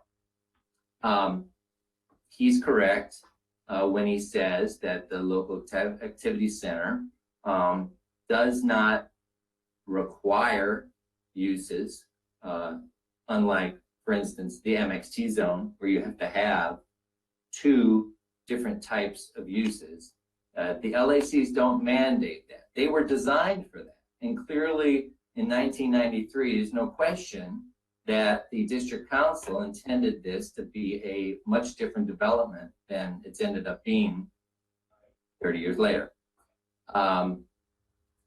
So the basic plan comes along at the same time, and it designates all sorts of things on it, as I mentioned. And no question is Mr. Zhang correct when he says that the area that Mr. Gingle's client is seeking to develop is only commercial on the basic plan. I mean, look at the drawing. It's nothing else except commercial. While it shows only commercial, a basic plan is not a zoning map. It reflects what the council decided to do when it rezoned the property. And we have a 50-page council resolution that contains all of the uses permitted, all of the densities and intensities and various zoning requirements that are going to apply to this property. That resolution also did not mandate that this property be only commercial. It offered commercial and residential.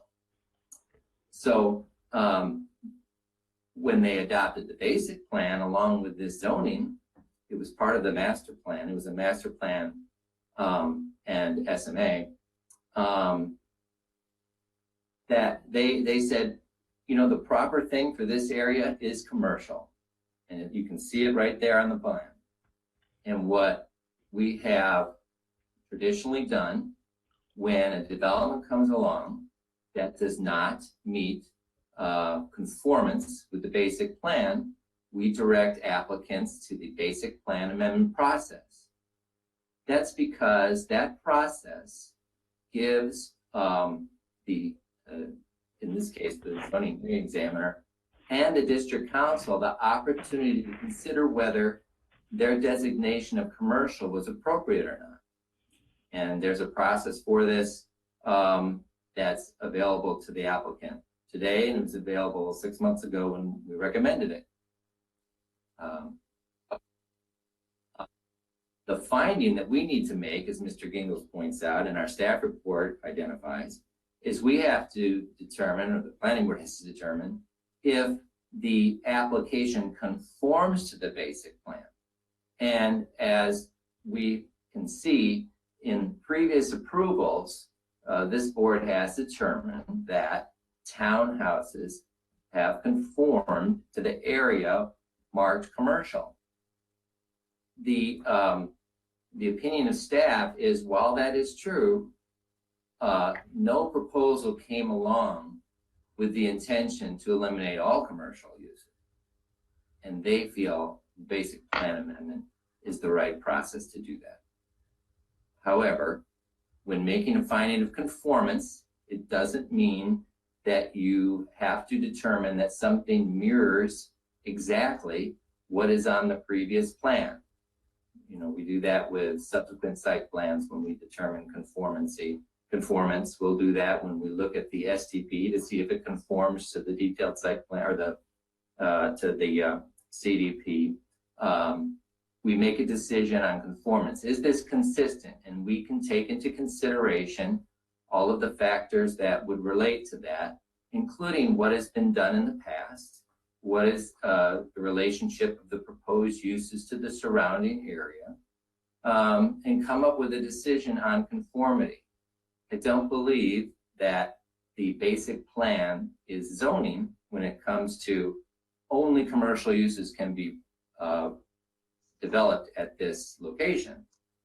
But it does require the planning board to make a determination as to whether the development of residential or townhouses in this case would be consistent with the basic plan and the intention for this particular location.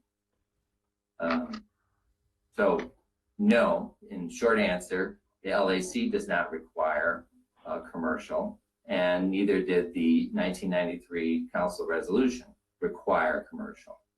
But they did plan for it, and we have to evaluate this CDP for its conformance with that plan. And Mr. Warner, to ensure I'm correct, the first threshold is conformance to the plan, To the basic plan? to the basic plan, right? Exactly. Thank you. And just to touch on a couple of the comments I jotted down that Mr. Gingles brought up. I don't believe, and I had not looked specifically at what he was quoting, but staff, whatever opposition it may have had to commercial in 1993 is irrelevant. What's relevant is what was approved by the district council. I agree with him that the conformance with the basic plan is the essential requirement here, because finding of conformance then does appear through the staff report will satisfy the design guidelines through the remaining part of the staff report.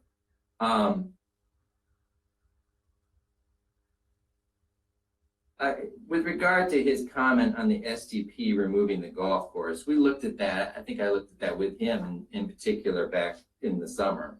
It was my finding at the time that the district council adopted legislation, I wrote down here on November 17th, 2009, that allowed for the removal of the golf course. So they made a legislative decision, get rid of the golf course. And I think they may have said, do it by STP or whatever you want to do it. But I think that was a legislative decision. So I don't think that's relevant in this particular case for what Mr. Gingles is asking for. With regard to the Neighborhood Activity Center and that Amendment 16, that was an amendment to the basic plan. So again, that was the district council planning for this area and saying, you know, we want it to look like this, but it's not a mandate. I think that's all I had on Mr. Gingles' comments. Okay. Thank you, Mr. Warner. Let me see if the board has any questions of Mr. Warner, and then Mr. Gingles, you may want to respond to Mr. Warner. Madam Vice Chair? No questions for Mr. Warner, thank you. Okay. Commissioner Washington, any more questions for Mr. Warner? Any other questions for him? No additional questions, thank you. Okay, thank you. Commissioner Dorner? No questions, thank you. That was very helpful. Okay, Mr. Gingles, do you care to respond to Mr. Warner? And then then you can make your few points, and then we have other people signed up. We want to hear from them, and you will also get the opportunity to respond after they speak. Okay. Sure.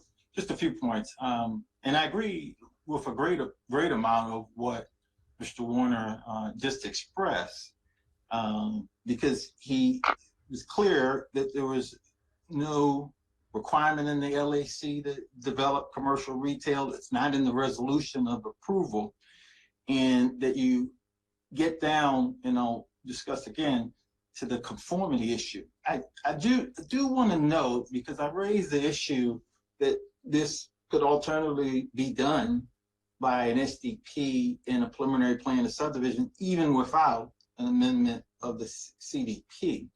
The bill CB 57, 2009, simply said that a golf course may be removed from an RL zone. It did not change any of the language in the existing zoning ordinance regarding under what circumstances a basic plan can be amended or should be amended, or even the CDP can or should be amended.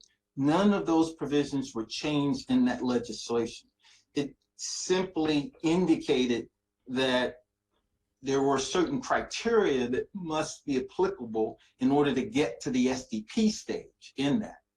And I will note that we moved forward on a big use like the golf course in the RL zone, which is a part of that basic plan, without, and that took up at least 200 plus acres of the development. That was done, again, without amending something that was also in the resolution. The resolution was clearly identified in CR 60, excuse me, the golf course was clearly identified in CR 60. And that's again why we even raised the issue of the need for the CDP. But assuming the CDP is is needed, we still think that the express language here, in which no commercial is required to be developed, that the basic plan is essentially a planning document that is illustrative that what would like to be seen to be developed, but that as as this planning board has done in a number of cases already, notwithstanding that 6.75 acres being there as the commercial retail to be developed for this 800 plus acre development, it has consistently found that doing residential development within that area of the property, as we are now proposing, still is in conformance with the basic plan. We think that as long as the use is something that is allowed, the non-development of a use that is not mandated should still be deemed in conformance with that basic plan. Thank you. Okay. Okay. That's it for you. Let me start going then to some other folks who have signed up to speak at this point. Okay. So do you want to go with Mr. Zyla first? Let's go to Mr. Zyla first. No questions. I'm just here to answer any questions. Ms. Amirpour? Anything you want to, you have to, anything you care to add? Good morning, Madam Chair and members of the board and the other folks present. For the record, my name is Nushin Amirpour with Woodlawn Development Group. Thank you, Henry, for your presentation. Mr. Gingles has done a fine job of presenting our case, so I don't want to burn too much of your time. We marketed this parcel for various compatible uses. We were sensitive to some uses that the residents would not want next door to them. There is a strong demand for housing, and we know conforming and compatible townhouses with similar density to the surrounding works. We have completed our last phase at Danville Estates, with this being our last remaining market parcel, and we're very excited to complete what we started years ago. With that, I appreciate your time and consideration. Thank you. Thank you, Ms. Amirpour. Let's see if the board has any questions of you with regard to your marketing. Madam Vice Chair, No questions, thank you. Commissioner Washington, No questions, thank you. Commissioner Dorner. No questions. I apologize if you all have been hearing things in the background. I'm teleworking with my son because of virtual schools. So he's Okay. singing in French right now. Okay, well, that's impressive. Okay. Seth Churchill, do you wish to speak? We have to unmute you. We can't hear you yet. He has to unmute on his end? Yeah. You have to unmute on your end, Mr. Churchill. He's Sorry, I was, Okay. Uh-oh. Okay. no, Madam Chair, I have nothing. I'm just here to answer questions if necessary. Okay, thank you so much. Mr. Tibbetts, are you ready now? Jeffrey Tibbetts? Yes, Madam Chair. Can you hear me okay? Yes, we can, loud and clear. Thank you.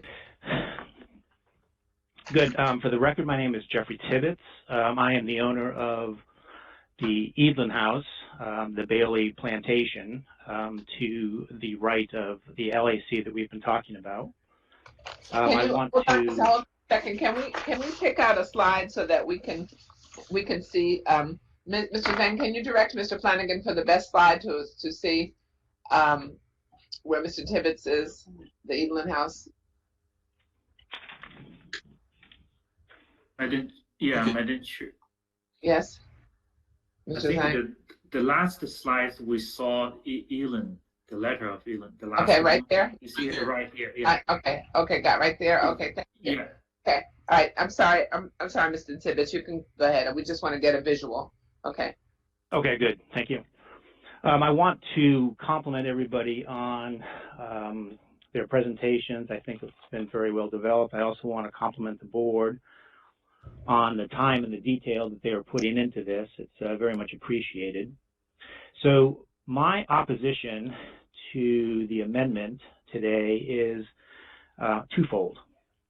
First of all, there's a historical element on this that hasn't really been talked about much, and I think that it's important that that be considered. This is not just a development in a vacuum. This is property that has been found by the National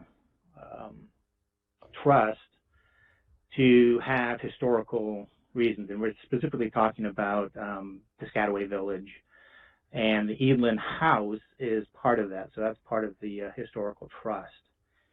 And when we look at the original plan of 1993, there's a lot of very important information that talks about the importance of keeping the original open fields and the open areas surrounding Piscataway Village. And I think that's important that that be incorporated into the discussion here.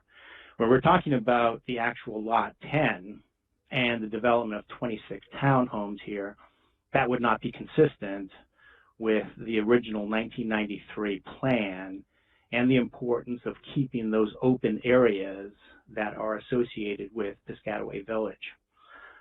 Second, the lot that we're talking about, Lot 10, and again, several individuals have noted that the acreage on that is relatively small. That area has specifically been the area for historical buildings that were associated with the Bailey House or the Evelyn House. So in that area, there were 3 specific barns that were used for the tobacco production during the Bailey years. And those have been covered over, so the development in this area, Lot 10, is going to be right over the area where those barns had been located that were in the process of drying the tobacco and getting the tobacco to the ships in Piscataway Village and so forth. In addition to that, there has been additional discussion with other individuals and homeowners in Piscataway Village as to how we can move forward the historical importance of Piscataway in Maryland. And there's been a number of discussions as to what we would like to see have done, how improvements can take place. And those need to be incorporated into this discussion, because what we're talking about with Lot 10, the area that's proposed for the amendment, would directly impact those historical talks that we want to preserve Piscataway. And we've been in talks with the Transportation Board, putting in a roundabout right there at the intersection, and also having some historical rehabilitation and restoration of some of the historical properties and buildings that had been there, just to preserve the importance of what Piscataway had been in the early founding years of the state of Maryland. So I think in all of our discussion, as important as it is, it talks about density, we're talking about, you know, what the plans are, what the zoning is, there has to be a historical thing. This is particularly important simply because when we look at this slide, the area that we're talking about directly abuts and is adjacent to a National Historical Site, and that needs to be considered. And there needs to be additional discussion as to how we can coordinate any development within this that would still stay within the planning of those historical elements that are going outside of the discussion with the planning board right now. Is that it for you, Mr. Tibbetts?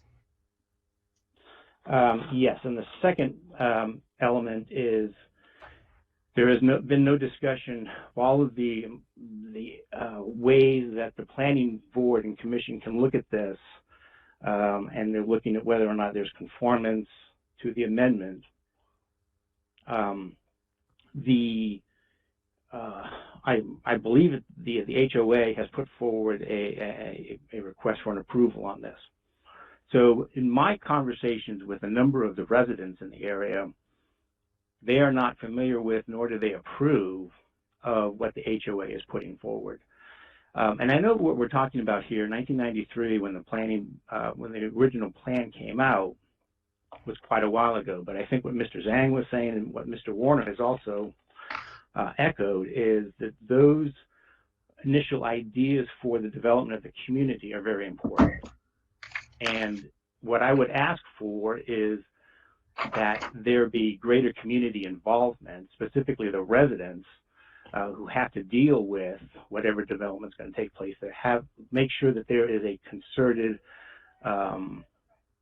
voice as to how we can all sort of look forward and look towards the planning purpose on it. That is not the case at the moment. So if the board were to go forward with this, there would not be a uniformity of the residents, nor an agreement for the development. And we ask that there be a greater coordination with the residents that surround Lot 10, and make sure that they work with the developer to come up with some sort of amendment or plan to be able to develop this lot so that it's conformance with the original plan, but also more importantly, the larger perspective of having the historical nature and the elements of Piscataway Village be considered. Okay. Thank you, Mr. Tibbetts. Does that conclude your remarks for the moment? Yes, ma'am, it does. Okay, thank you. So I am going to, I know we have other people signed up, but I'm going to turn to Mr. Zhang to address, or someone, if we have someone else on, Mr. Hunt, I don't know who that might be, to address the historic preservation of the integrity of the historic site, and so that there's no infringement. And also, Mr. Gingle, I see the letter, which is Proponents Exhibit Number 1, which is a letter from, it's not the entire board, but it says the board, I guess that means the board of directors of the Piscataway, the Preserve at Piscataway Homeowners Association, has had a meeting with the developer supports. The entire letter is in support, but I don't know that it was a membership meeting. It seems like it was a board meeting. So I'd like to turn to Mr. Zhang first to address the first part of Mr. Tibbetts' comments, and then Mr. Gingles to address the second part. Okay. Yes, Madam Chair, for the record, this is Henry Zhang, with Urban Design Section. If I may, I would like to first direct the board attention to this side on the right-hand side, and then to the west of the graphic. You see that Elaine House? Basically, that's the historic site which has been previously decided. The setting and has been previously decided. And then Mr. this. Rose, could you please ask him to use the cursor? I'm not tracking you. Where are you? Okay. So you're talking about this, the depiction on the right, is that what you're saying? Yes, ma'am. Mr. Flanagan, would you please move the cursor to the west of the right-hand graphic? You see that Elaine House? Oh, yes, okay, I see it, yeah, right up, okay, there it is, okay. That's the location of the Elaine House in relation to this proposed revision. Kenny, would you please also? Can you show us lot 10? Yeah, that's the location of the house. Okay, right there. Okay, if I may, Madam Chair, I would like to Kenny to go to the bird's eye view of the site, because I think Mr. Tibbet may miss the early presentation in relation to this revision. Okay, Mr. Tibbet, actually I tried to reach out to you yesterday and left a message, but this revision is very limited to this site. You see here, it's bird's eye view. This is a lot 10. This revision has no any impact on the previously defining the board and the council made regarding the historic site, which you will not be able to see on this exhibit, because this is the further west or left-handed outside this picture. So that's basically I can add to the discussion, because this revision has no impact on the previously decided setting for the historic site. Okay, thank you. Mr. Gingles?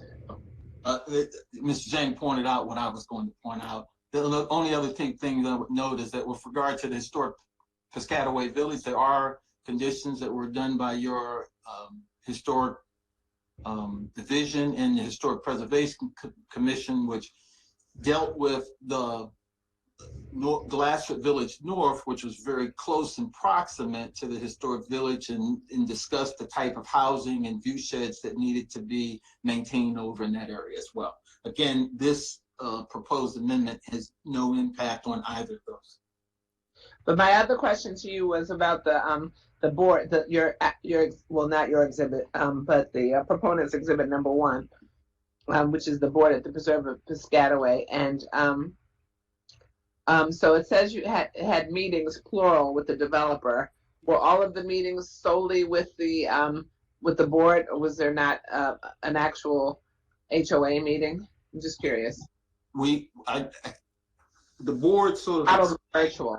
Yeah, it was virtual meeting. So the board invited us in with the members, not just the board, to do a presentation. And this has been some time back. And that's when we made the presentation. Ultimately, the board sent us this letter, but the presentation we did was an open meeting of the membership. Okay, thank you. Yes, Madam Chair. And Madam Chairman, it did include, and some of them may be here today, it did include some of the folks who lived in the townhouses or those single families that are close to Lot 10. Okay. All right, thank you. Okay, so I'm now going to turn to the next speaker was Joy Johnson.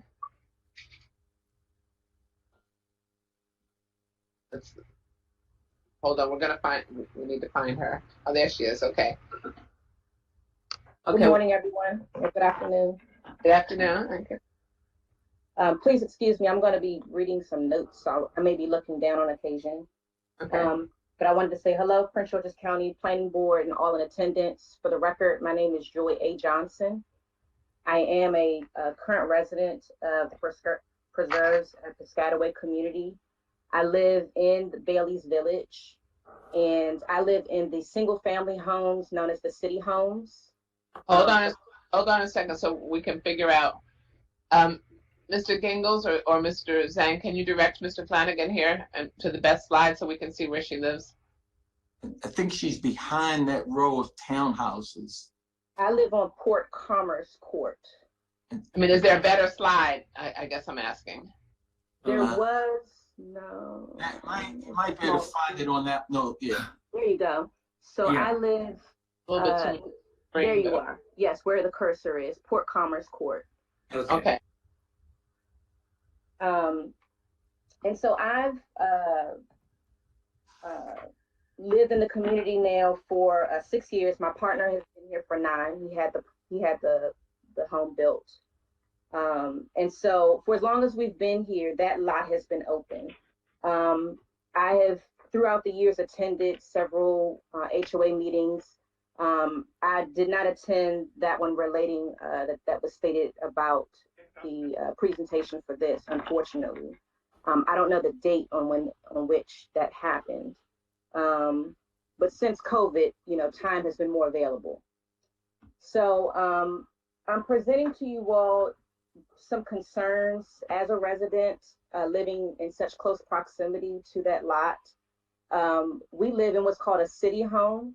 So we have a full-size home, but it's on a smaller lot, similar to the townhome sizes. And so for the time that we've lived here, we've enjoyed that lot, Bailey's Lot 10, free space, so to speak, or open space, I should say, excuse me, because our homes are on smaller lots. Our properties are closer to one another compared to the rest of the neighborhood. And so it's kind of similar to some of the points that Mr. Tidbits had made. We enjoy that. Are we not doing anything with Lot 10? Is that not right? I'm sorry?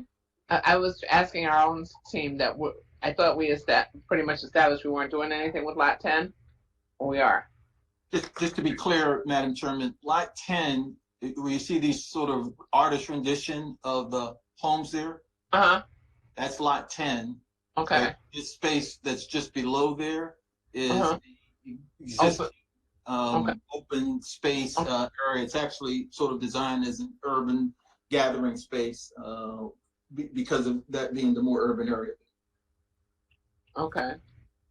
Did he say that's open space?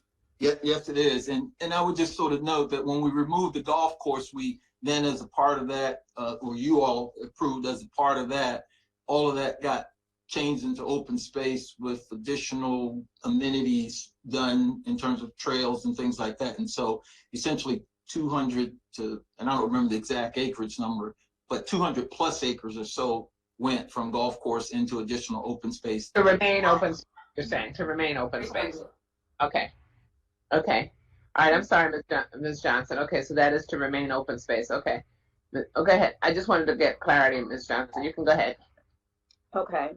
And so with the proposal, and I spoke to Mr. Zhang because I wasn't clear on the board's position versus the developer's position. But I'll just say that in speaking to some of the community recently, as of yesterday, because I told them that I was going to be speaking today, we would really like a more cooperative approach in the developer allowing us to have some say or to have an opinion, since this property or this land has been acquired such long ago, 1993, and as it's been discussed, has had a few amendments and changes. The golf course, which I know was mentioned at one point, it was a mention of a school, and so there have been a lot of changes. But among those changes, being that now we've been in our home almost 10 years, to now have this additional change of wanting to have commercial, I guess, mixed use space, but from my understanding, the builder wanting to have an additional 20-some townhomes. In lieu of the other development.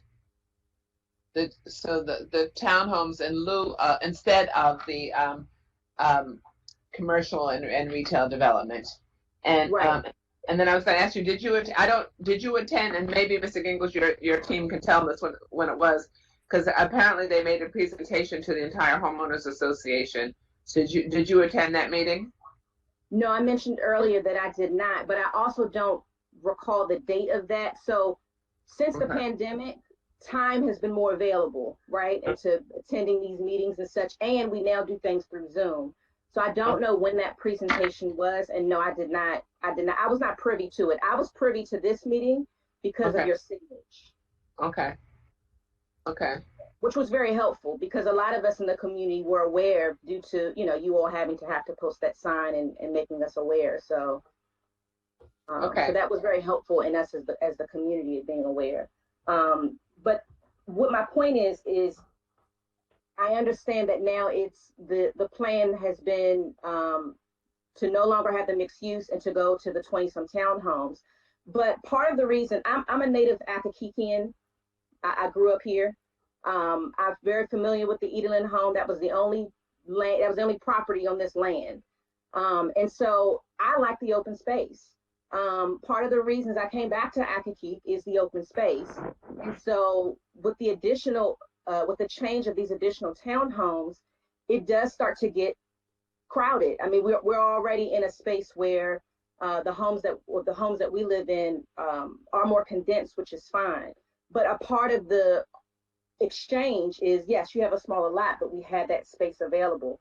So if that's not even an option, right? Let's say not doing anything with it is not an option, then as a community, we would at least like an opportunity to have more of a cooperative conversation about what can be done.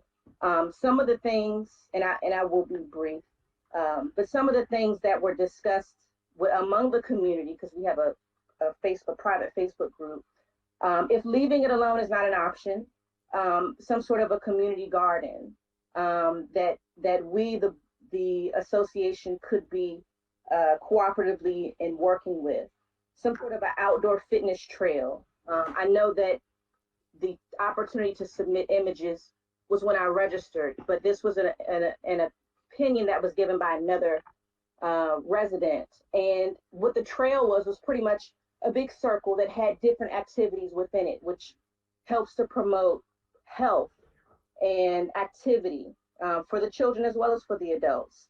Another member, a resident, has suggested something where the Chesapeake natives, they run a native plant nursery, even something where we can incorporate maybe a rain barrel garden.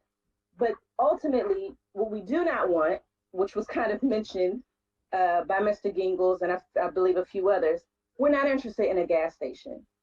We're not interested in a corner store. We're not interested in the 7-Eleven. And one thing that I would say that is, to my knowledge, I don't know of any local area activity center. I'm not familiar with any that have been within the area, and I'm not familiar with any that have been successful. So the thought of mixing the commercial element doesn't seem appealing either, because then that's what I've noticed in terms of communities that have a commercial element. There isn't necessarily sustainability there, because a part of the reason that you come to move to live out here is, yeah, you got to travel a little bit to get to places or to be able to do things. But that's some of the enjoyment of the quietness that we enjoy. So in conclusion, my point is, I understand if nothing can be done, right? I understand if something has to be done to that lot based on what has already been given and what the right of the developer is. But as someone that lives in the community within eyeball shot of that lot, my children actually catch the bus at that courtyard area. I'm trying to follow one thing that you're saying, because so are you talking specifically about one lot, or you're not talking about the open area that Mr. Gingles referred? Can you put the cursor there? You're not talking about that open area that's just remain open. You're not. Are you talking about the entire parcel? What are you? I'm talking about Bailey Lot 10, the 1.65 acres. Okay. Right now, there's an illustration of homes which are proposed, But that right now is a totally open, flat land, grass space. It's what we use during Thanksgiving for our turkey bowl. It's what we use in the summertime to throw water balloons at each other. It's what we use to. That's not your land, though, right? I understand, but it's in our community. Careful what you're admitting to. Okay. Okay. So what I'm saying is, being that this has been proposed so long ago, 93, right? Now we're at 2022. We've already been in this side of the community for almost 10 years. Yeah. And so to now have something like this, it would have been one thing had this being developed at the time when everything was being developed, but now that we're here, the residents, the taxpayers, we would just like to have an opinion as to what can possibly be there, and it not be a Highs or 7-Eleven or something. And it's not necessarily that, you know, the 20 homes that are proposed to be there, that's a lot of homes. That's a lot more traffic. We have time enough getting out on Floral Park and Piscataway. You know, that 4-way stop is horrendous. Well, let me tell you, okay, let me say this, that if in fact this is approved, as Mr. Zhang said, and I know this is complicated, particularly if you don't do this land use stuff on a regular basis. Most people don't get involved until something is proposed for their neighborhood. That's just life. So Mr. Zhang was indicating that the CDP is the second stage in a comprehensive design zone. So first is the basic plan that establishes the zoning. Then there's a comprehensive design plan, and then there will ultimately be a specific design plan, but there'll be a preliminary plan also. The preliminary plan will talk about the lot layout, and that is when you do an analysis of what we call adequate public facilities. That means, okay, what's they'll do a traffic analysis. Okay, will there be traffic lights be required? I mean, they'll do, you know, how's the turning, there'll be an analysis of the effect on the community, and there may either the preliminary plan goes up, gets approved, or doesn't get approved, or gets approved with a lot of conditions to make it consistent with what all the legal requirements. And no matter what, the citizens will have an opportunity to participate. So let me just say a couple of things.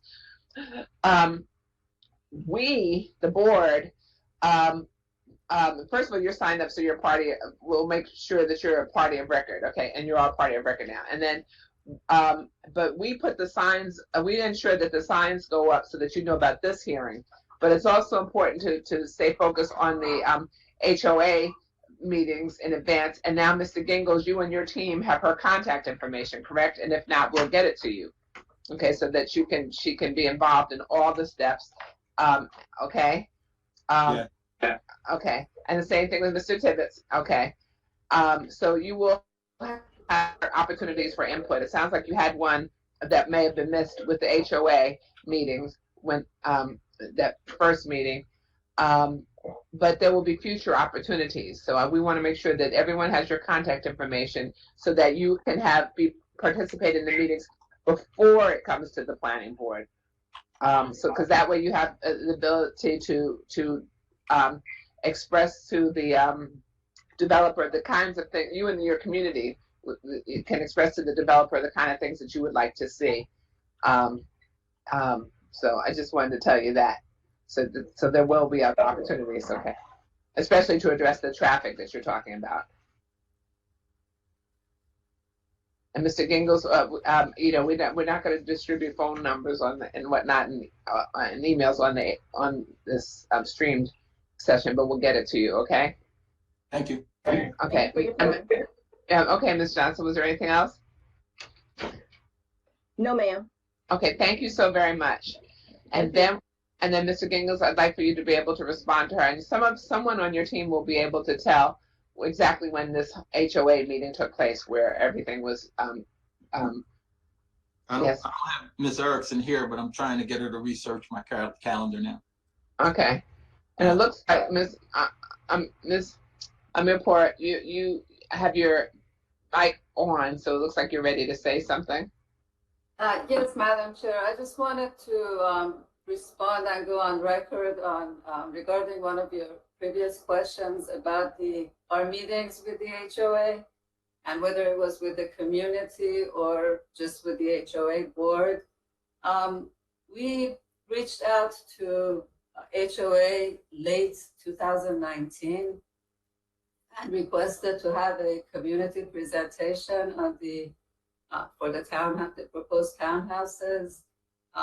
We had a presentation to the community in January of 2021, and then another one in March, and we followed up with another community meeting in March to respond to some of the questions that were raised by the residents. And you're talking 2021. 2021. So basically, we spent the entire 2021 after our presentations to maintain a dialogue with the HOA board, and so that they are involved, and we've obtained the support of this proposal from them. We plan to make improvements and provide cash contributions towards various amenities through the community that HOA has identified as amenities they wish to pursue in the future, if we can secure all the necessary approvals. Okay, so the first meeting in January of 2021 was with the entire HOA. That's correct, with the community, HOA and the community. The community, okay. Mr. Gingles, you were trying. Also the one in March. Okay, thank you. Mr. Gingles? I just want to note, and we'll see if we can find the exhibit also from Ms. Johnson, and she may or may not be aware of it. But again, when we did remove the golf course, which would have been in private hands, we did, and we worked with Susan LaRousse back then at that time, that area became open space and included some recreational amenities that were the trail and types of things that Ms. Johnson was talking about. And that goes throughout the entirety of the property. The 800 plus acres. 300 acres. 300 acres is the right. 300 acres, okay. Thank you. Sure. I am now, I'm going to turn to Courtney Lindsay. Is Courtney Lindsay? No Courtney Lindsay on, okay. All right, so let me do this. Mr. Zhang, oh, you know what? I'd like to turn to Ms. Stabler. Ms. Stabler, Dr. Stabler, are you on? Yes, Madam Chair. This is Jennifer Stabler with the Historic Preservation Section. Okay. Dr. Stabler, can you address the concerns raised by Mr. Tibbetts and touched upon by Ms. Johnson and as addressed by Mr. Zhang with regard to the Evelyn property? Sure. The property, now that the development has been subdivided, this particular lot or parcel is not considered adjacent to the historic site.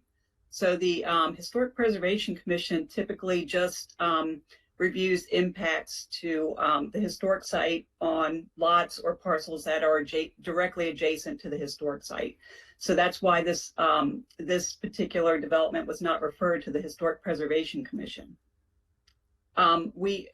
Staff did analyze the property, and I guess we felt that the intervening development would make the proposed development not as visible from the historic site as if it were directly across, but that the intervening development would I guess not make the new development visible. So we did not feel that there would be a huge impact to the visual the visual impacts to the historic site. Okay. And as far as the Piscataway Village, that as well, there's intervening property between the historic site and the village, so that also would not be considered adjacent to the historic site. Okay. Thank you, Dr. Stabler. I'm just going to look for a show of hands real quick to see if the board has any questions of you. And I don't see any right now. Okay, I'm going to now, thank you so much, Dr. Stabler. And I'm going to turn to our Chief of Development Review, Mr. Hunt. Good morning, Madam Chair, members of the board. For the record, I'm James Hunt with the Development Review Division. I just want to kind of clarify a little bit more detail up to the board staff's position on this particular case. Back in 1993, the applicant submitted a package to staff and to the district council that indicated this particular property particularly for commercial. Okay, that information was provided to the district council. We don't know for sure how they, under their analysis, what took place, but we do know that on there, as part of the submission package that they reviewed, this particular property was indicated as commercial. So as a part of that basic plan amendment, staff has reviewed for particular findings on this CDP, and the findings do not indicate that we can find conformance to that particular basic plan. And that basic plan finding regarding this particular property being commercial. So that's staff's standpoint. We don't know for sure, like I said, what under council's review, but what we are saying also is, I'm not saying, I should say, that this particular development would not be approved, but what we are saying is that under a basic plan amendment, that is the proper avenue for the applicant to go down for review of this particular request, not a CDP amendment. So I just want to kind of clarify that to the board real quick. So you're saying it's not that okay, let me repeat what I thought I heard, that that it was the applicant's submission for commercial in this property. That's what you're saying? Right. We're saying that submission package that went to the district council indicated, just like staff has said multiple times, that this particular property was indicated as commercial. And so that indication for that area being commercial is what went to the council. And so staff saying that basic plan that was approved with that basic plan. So staff's review of that basic plan, or that finding from the basic plan, indicates this property being commercial, and that's part of staff's review, and that's why part of the reason why they cannot find conformance to that basic plan, which is a requirement of the CDP. Well, Mr. Hunt, that's actually very helpful to me, because quite frankly, that's what I've been struggling with, is the conformance to the basic plan piece. I mean, notwithstanding that planning board in prior years has approved residential in this space, and I believe it was something Mr. Warner said, call it unfortunate, those are my words, but we're at the point now where this is all that's left in this space. And it seems clear that commercial was always intended or envisioned as part of this development. That said, it's a 30-year-old vision, so I completely get that. But it also holds that there's another avenue to get to where I think the applicant is trying to get to, and that's the basic plan amendment. Because I have no issue, I'm quite comfortable with what's been said in terms of, it not being required and or prohibited in this area, but we needed to address the basic, because that's our requirement as a board, to find conformity with the basic plan, correct?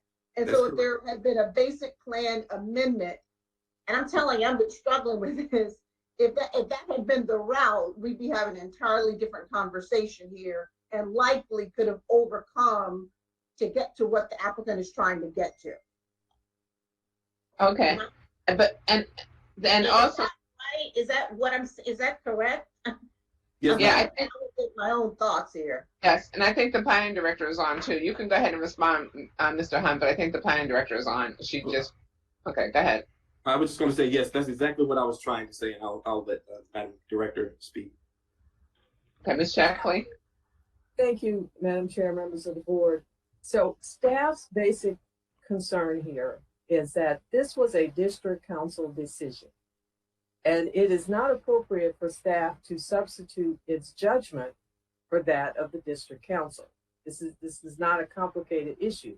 The district council approved a zoning map amendment request.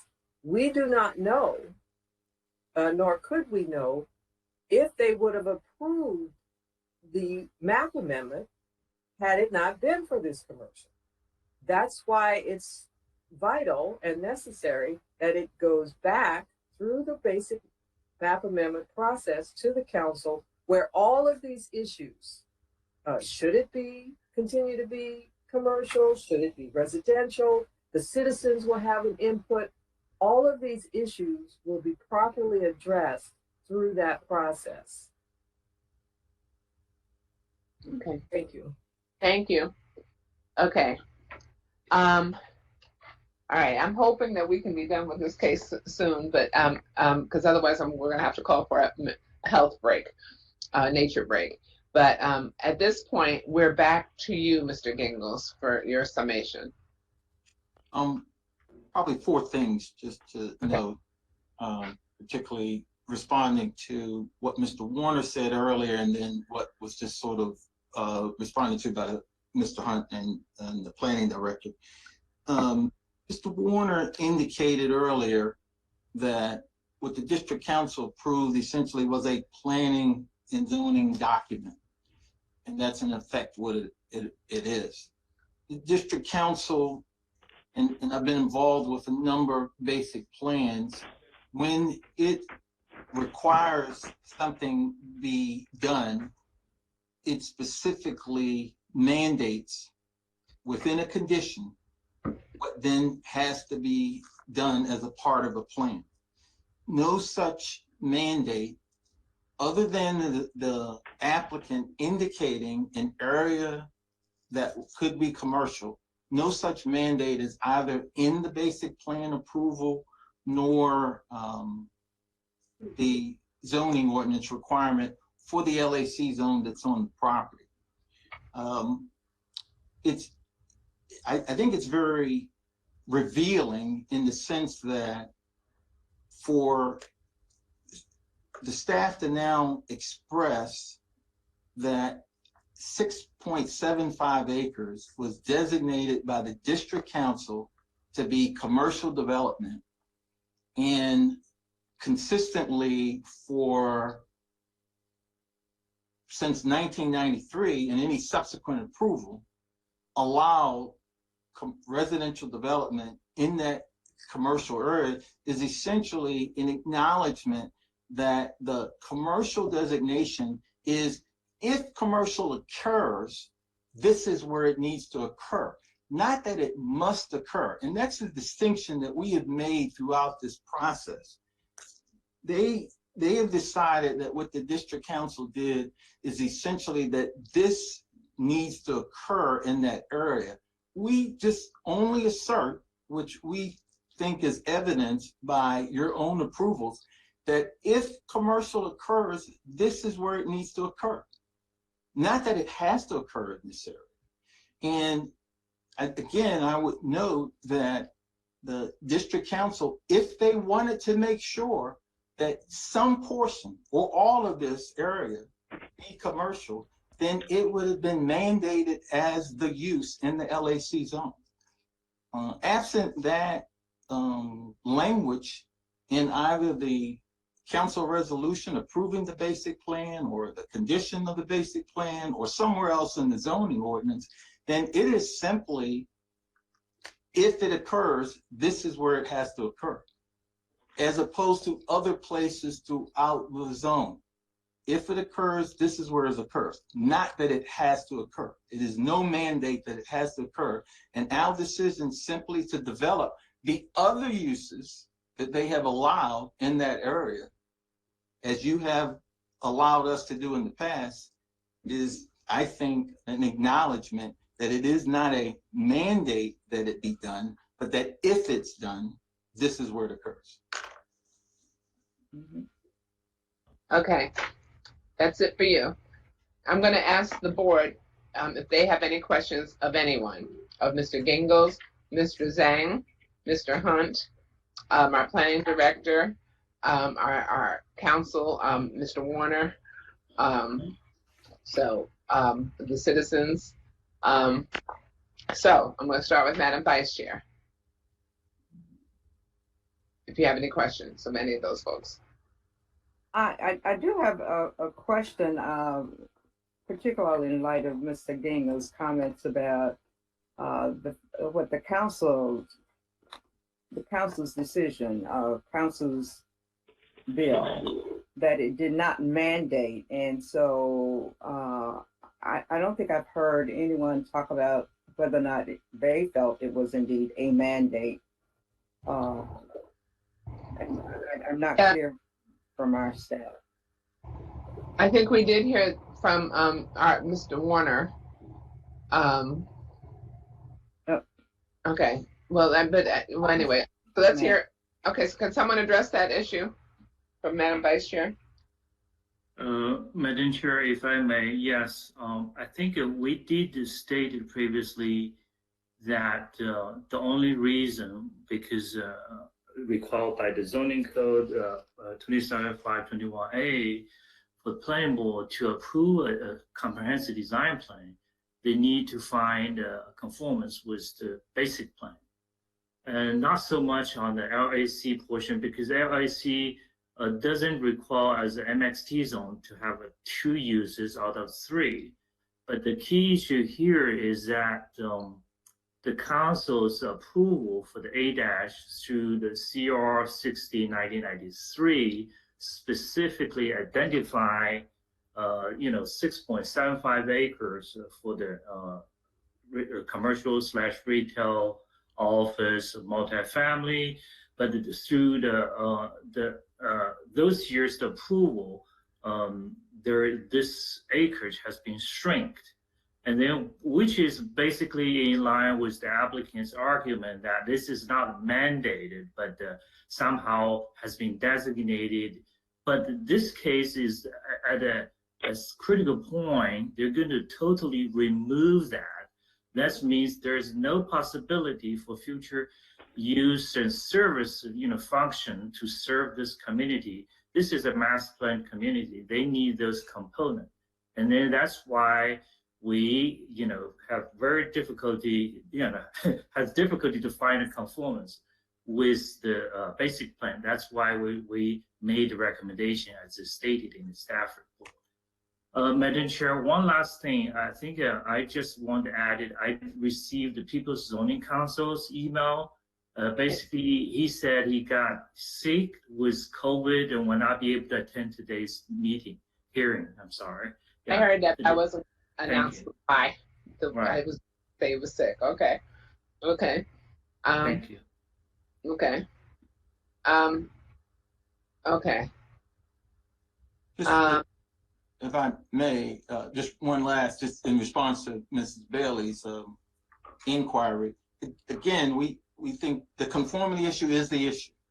And so we have a basic plan that was approved with a lot of uses, and it's specifically designated in an area where, with regard to a particular set of uses, commercial, if they're going to occur, they have to occur in this area.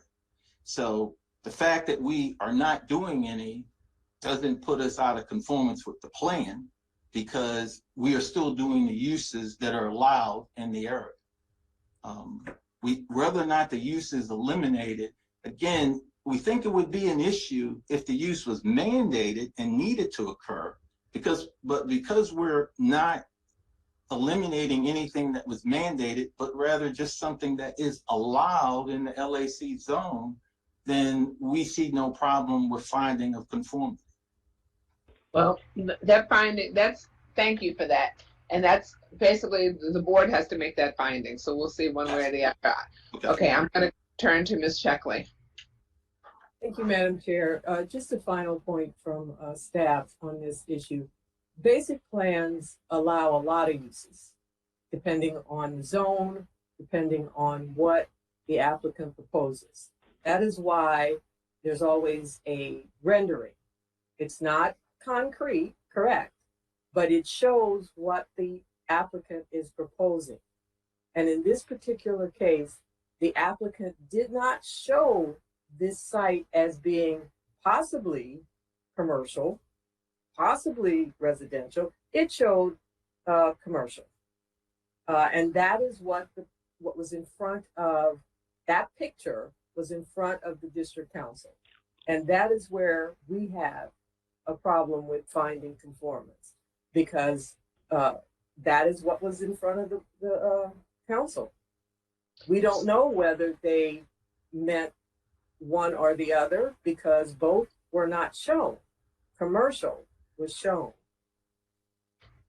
So my question to you, I asked this question earlier. Yeah. So it's not some, no, hold on a second. My question is that who showed commercial?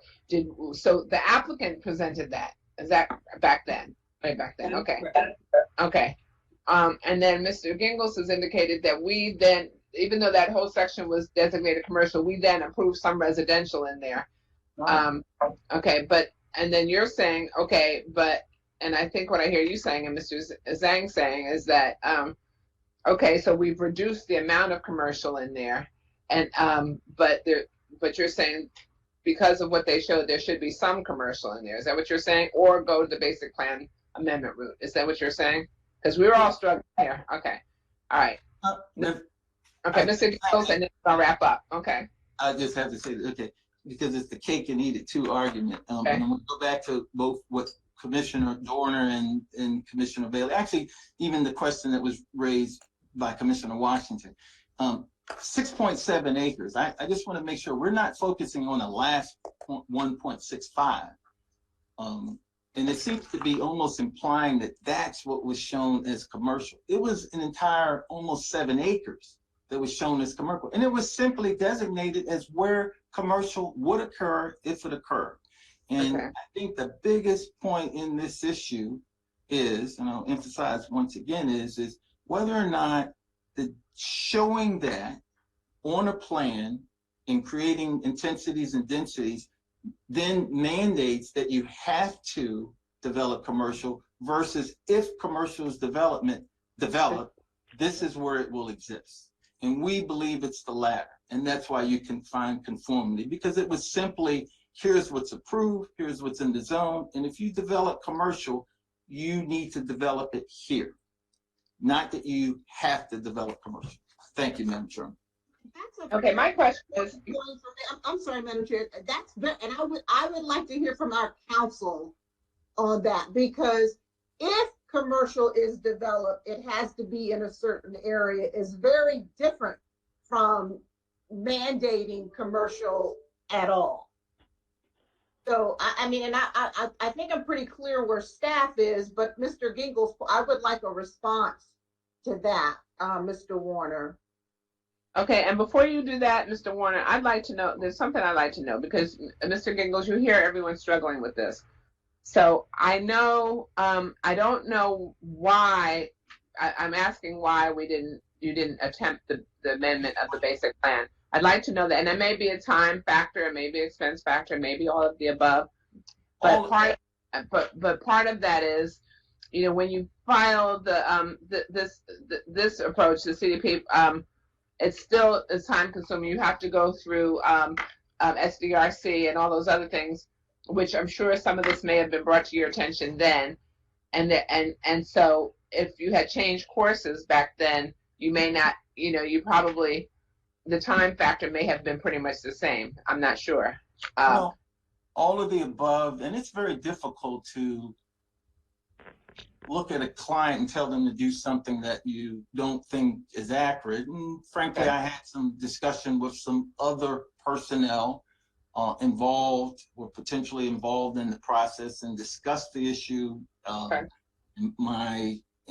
got what I thought were opinions that we were on pretty sound ground, particularly in terms of what this planning board had done in the past and what the case that was being cited to me at that time, Timothy Branch, why we felt very distinguishable from that case. We clearly felt that this was simply, when you looked at everything that was approved in the conditions, this was, here is where you put commercial if you develop commercial, which is an allowable use in the LAC zone. And we thought, again, based on everything the planning board had been doing up to that date, that they simply also felt that residential could be developed in the area because it was one of the allowable uses in the area. And again, there being no mandate to put it in. So yes, we didn't pursue that. We had this, there was a lot of discussion back and forth. I know I had some discussions with Mr. Warner, with some other folks. There were at least, I think Henry is the third staff person on this issue. So there were several changes throughout the process. But we felt like this was the right avenue to pursue. Again, and the last thing I would just note is previously, the other changes that have occurred in this development, in terms of the implication that a use is being eliminated, didn't even involve a CDP amendment. Okay. Mr. Warner, can you respond to Commissioner Washington, please? Right. So again, I think her question, if I have it right, thank you, Madam Chair, is with regard to the basic plan and the issue of whether it mandates commercial at that location. And believe I agree with everyone who's spoken on this to this point, that the basic plan does not mandate it. The zoning ordinance has a process, however, that has been used many times and is the process that our staff recommended and has been used in situations where someone seeks to develop something that doesn't conform to the basic plan. You go through the basic plan amendment process. In this case, it wouldn't be increasing the size of the area or anything that falls under a requirement that you go back through the zoning map amendment process. This process would be simply 27197C. And we've used that same code section for similar circumstances like this to fix a basic plan or correct a basic plan so that the development can be in conformity to it. But conformance is still a decision that is within the judgment of the planning board to make. And that's the question before you at this particular stage. If he goes back through the basic plan amendment process, then as I think Checkley said, then you get the involvement of the zoning hearing examiner, the People's Council. It goes to the district council. The district council gets to determine if that change to the basic plan is warranted. Does that answer the question, Commissioner Washington? Well, maybe, Mr. Warner, because what I heard you say is that the basic plan does not mandate. That's important. So if it doesn't mandate it, then why is it not in conformity, what they are putting forward? Because that's non-conformity to me suggests that they're proposing something that's contrary to the basic plan.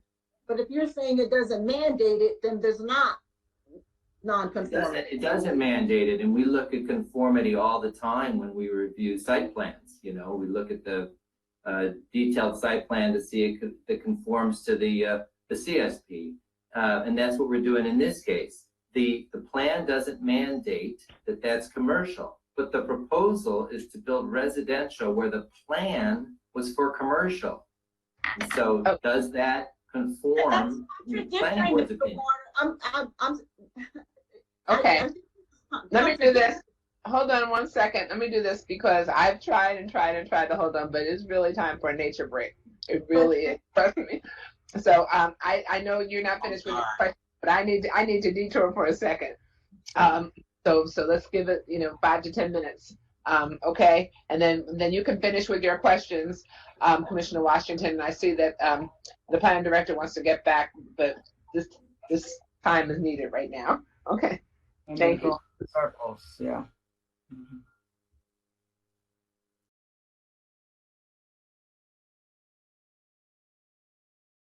The Prince George's County Planning Board is back in session. We took a break. Let me make sure we have Mr. Gingles though. Do we have him? Mr. Gingles, Mr. Zhang. Okay, we got Mr. Gingles. Do we have Mr. Zhang?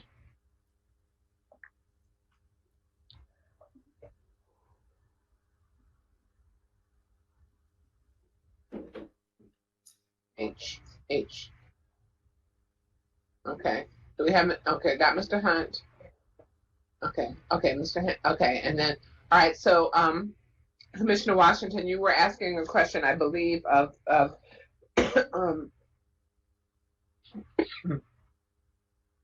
Mr. Warner. And then I know Madam Planning Director she turned her mic on. She wanted to say something. I think I might be able to help here. I have a very, Can I finish my question and then Madam Planning Director, you weigh in after that? Okay. Okay, thank you. The quandary remains for me in that, so if I think about the basic plan, it's like the basic plan would like to see commercial, but it doesn't mandate commercial. And so if I use that as a base premise, and I struggle with how we can find non-conformity with something that doesn't essentially exist in the first place. I hope I'm not trying to oversimplify, but I'm trying to state it in a way that makes it clear. So I'll leave that there for Mr. Warner and or you, Madam Planning Director, to respond to. Thank you. so if I may, Mr. Warner, because I've been in your position, I've been in Mr. Gingle's position, and I've also been on the county side. So for the past 30 years in Prince George's County, this is how basic plan amendments are processed. It's not a basic plan amendment. It's not a by right zone. You don't have a right to it. You can't go out and build whatever uses are allowed in the zoning ordinance. You're asking for a special use, a special zone in that area.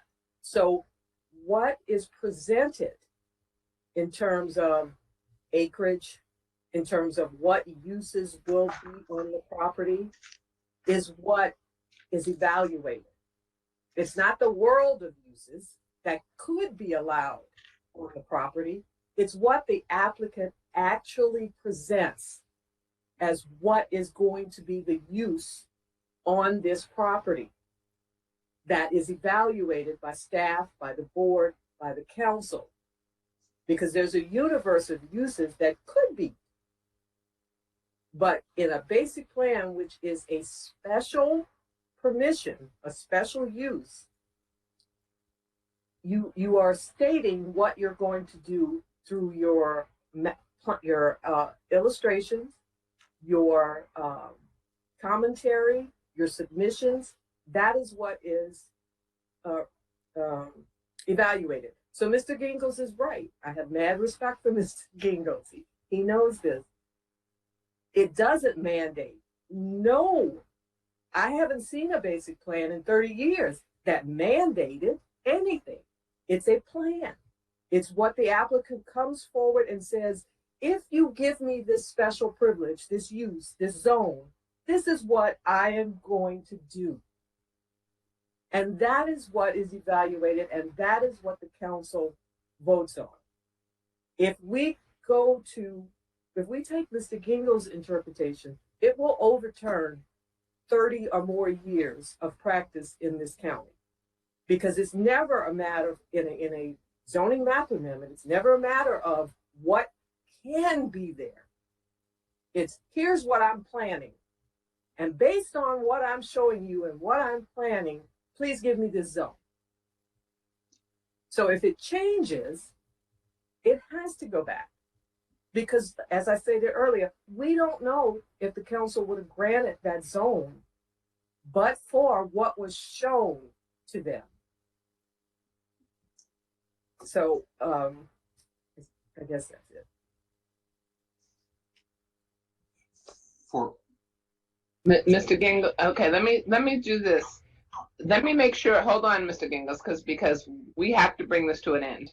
So I want to make sure that the board has all the questions. As the applicant's attorney, you go last. So I want to make sure the board has asked the questions of everyone they want to ask, or you can go last now, and then the board can ask whatever questions they want. Thank you. Sorry. Okay. So go ahead, Mr. Gingles. No, I was just, if I thought I heard the planning director correct, I've at least been involved in plans where there have been conditions mandated about what is desired to be seen on property, and those are the conditions that you then have to live with. I would just note on the Timothy Branch one that's mentioned in here, it was the result of mandating particular areas where certain uses were going to go, and that's why that basic plan had to be amended. I'm not sure if anybody's answering the Commissioner Washington's issue. Maybe it is being answered, but we're moving around it. But essentially, her question is does it mandate that the use be done? We would say no. I think Mr. Warner said no. We've said that it mandates if the use is done, here's where it needs to occur. That wasn't her whole question. The rest of that question is she wanted to know if it was mandated or not mandated, and if it's not mandated, why is it that we can't find conformity? And I would say, again, you can find conformity because it's simply, if you look at the basic plan and it lists the land uses in quantities, that in that area, it allows for residential development within a specific quantity, and you all have already allowed for residential development in that area. And I would just note that even the base minimum that was in the basic plan can now not be developed, as I was explaining to Commissioner Doerr earlier. Even that base quantity can no longer be developed in that area as a result of the prior planning board approvals allowing additional development. There's no way to even put the base amount of commercial development in the area anymore. So I'm not sure why there's a difficulty finding conformity when, as Council Warner said earlier, you don't always, I think his quote was, there's no requirement that it mirror what's there. And we think what we are doing is definitely within conformity. Does it mirror that illustrative design that was a part of the basic plan? No, but it hasn't mirrored that for over a decade, given the past approvals that the planning board has granted. All right. Does the board have any questions of anyone? And if not, we're ready for a motion. So let me see if the board has any questions. Okay, Madam Vice Chair. You're muted. Madam Vice Chair, any questions? No. Okay, Commissioner Washington, any additional questions? It's a no. Okay, Commissioner Doerr. Any questions? Okay, we're ready for a motion. Boy, has this been difficult. Madam Chair, I still have a lot of gray or clarity that I'm still trying to, quite frankly, personally see. But with that, and so based on that, and certainly based on Madam Planning Director's comments, as well as our council's, I move that we adopt the findings of this report of adopt staff's finding and disapprove CDP-9306-05 and TCP 1-009-94-04.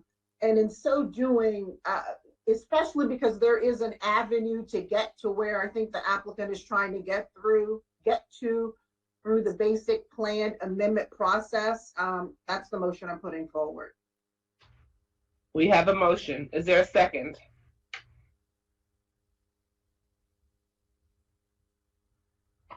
Is there a second? Okay. The motion fails for lack of a second. Maybe I'll second it for purposes of discussion, though. Is there discussion? Okay. Madam Vice Chair, any discussion? Okay, so this, I see we have 4 people, so I see where this is going. Okay, so Commissioner, Madam Vice Chair, how do you vote on that motion? No. Okay. Commissioner Washington, that's your motion, so. I vote aye. Commissioner Doerr? Oh, no. Okay, I guess I will vote Of course, I knew it'd be the tiebreaker here.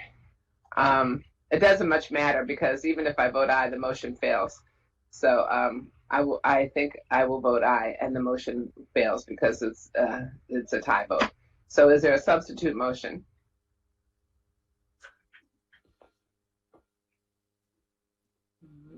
Commissioner Thorner.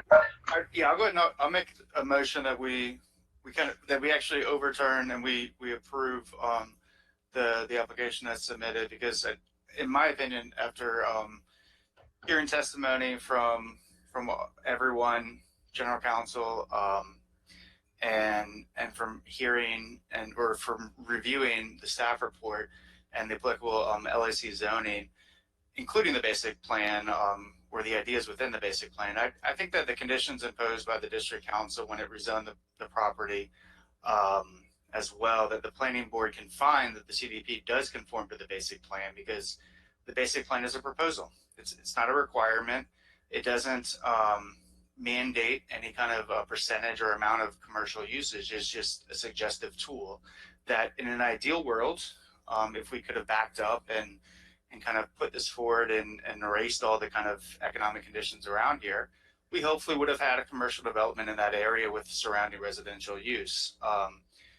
Such hasn't happened. And on that subject property, I don't think it would be appropriate for us to try and require the commercial use necessarily. Residential use is permitted in the LAC. It's not prohibited, and there's no minimum requirement.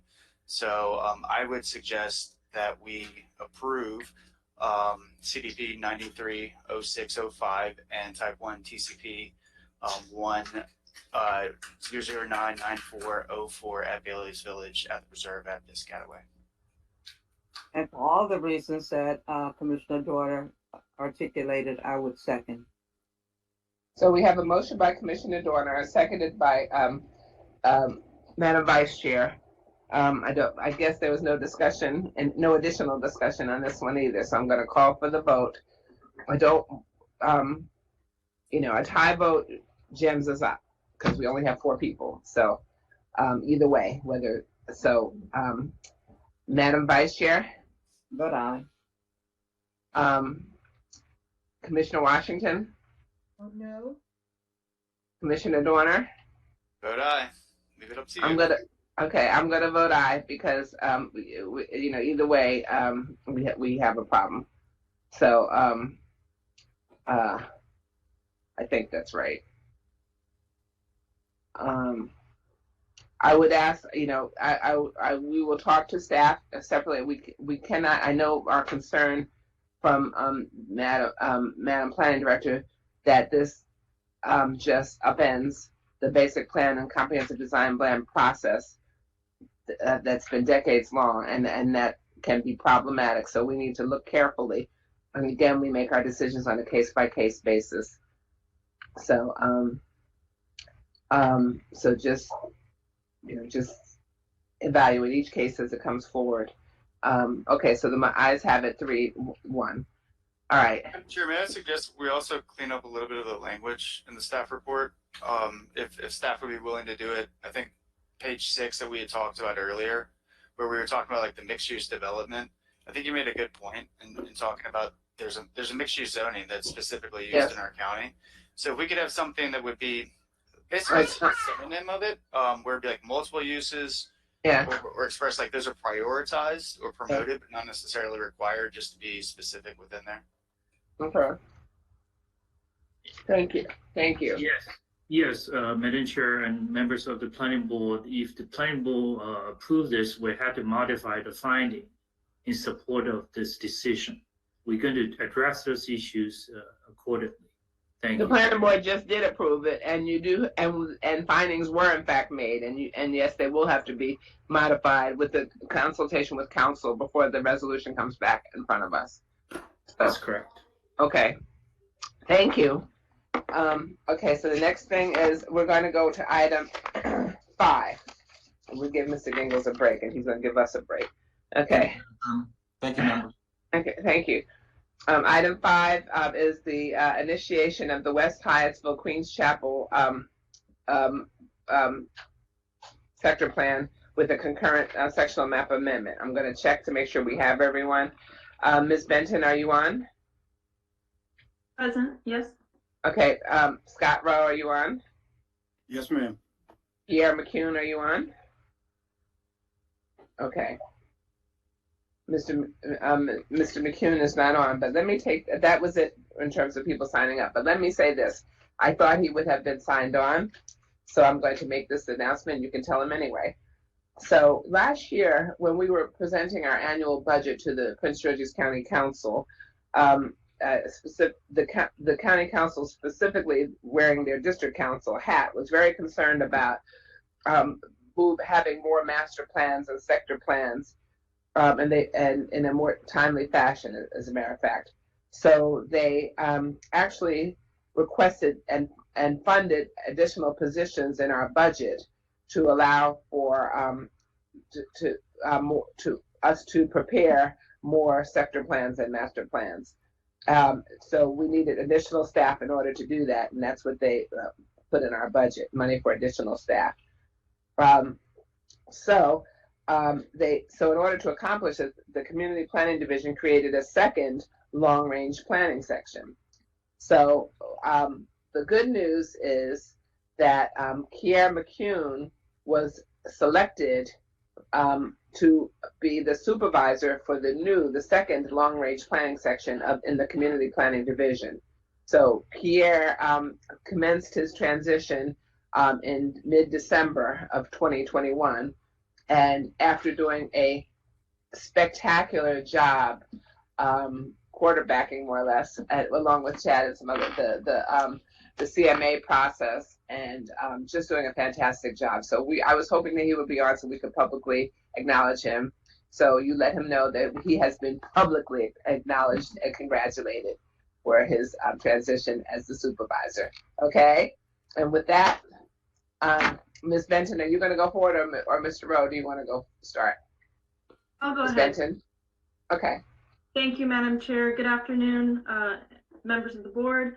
For the record, my name is Sarah Benton. I'm a planner coordinator with the Community Planning Division. I will keep this brief.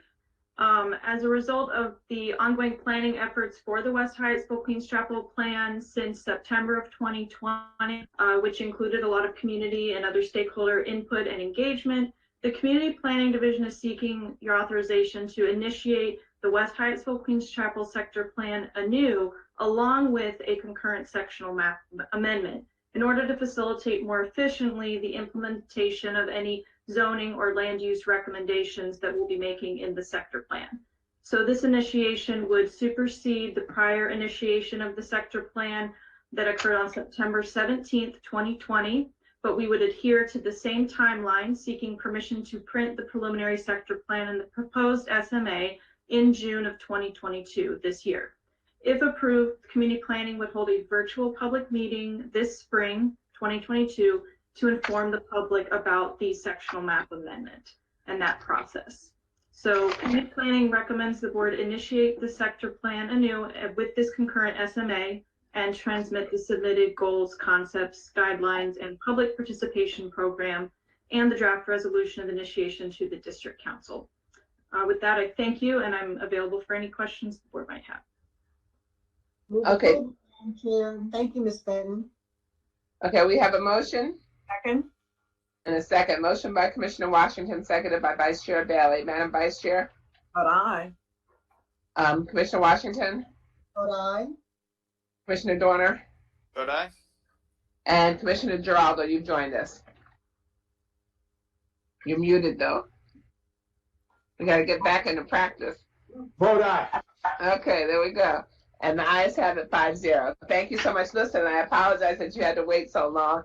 When you have CDPs, they're advertised for a specific time, so we apologize for that. Okay, now we're back to Mr. Gingles again. So we have companion cases. We have a detailed site plan 16009-02, which is item 6. We have departure from parking and loading standards 494. And then we have departure from sign design standards 714, all for Steeplechase Business Park parcels 65 and 66. Ms. Butler, are you on? Yes, ma'am. Are. Yes, you are. Okay. Mr. Gingles, you're back. Okay. And Mr. Burton, are you on? Glenn Burton, there he is. I'm sorry. Yes, I am. Sorry. Okay, wonderful. Mark Johnston, are you on? I'm present. Christina Moore? I'm here, thank you. Okay, that's our sign-up list. Ms. Butler, you're on. Good afternoon, Madam Chair and members of the Planning Board. For the record, I am Tiara Butler with the Urban Design Section. The project before you is item number 6, 7, and 8, detailed site plan DSP-16009-02 for Steeplechase Business Park, which is a detailed site plan for the development to construct a 5,200 square foot multi-tenant commercial building on parcel 66. The detailed site plan DSP-16009 was approved only for parcel 65, and the case before you is an amendment for the expansion of parcel 66. Next slide, please.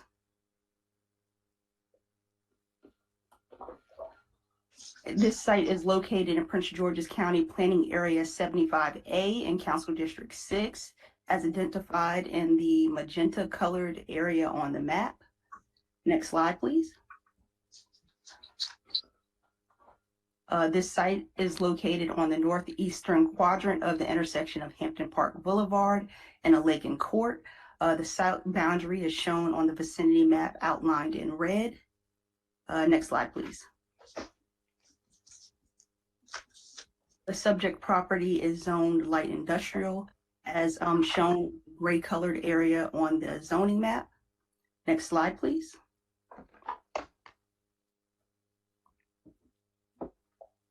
This slide shows the property is located within the military installation overlay zone as identified in the hatch pattern on the map.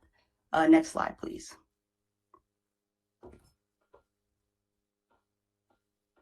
This aerial photo shows the existing conditions of the property, which shows that parcel 66 is currently vacant, and also shows the existing development located on the adjacent parcel 65. Next slide, please.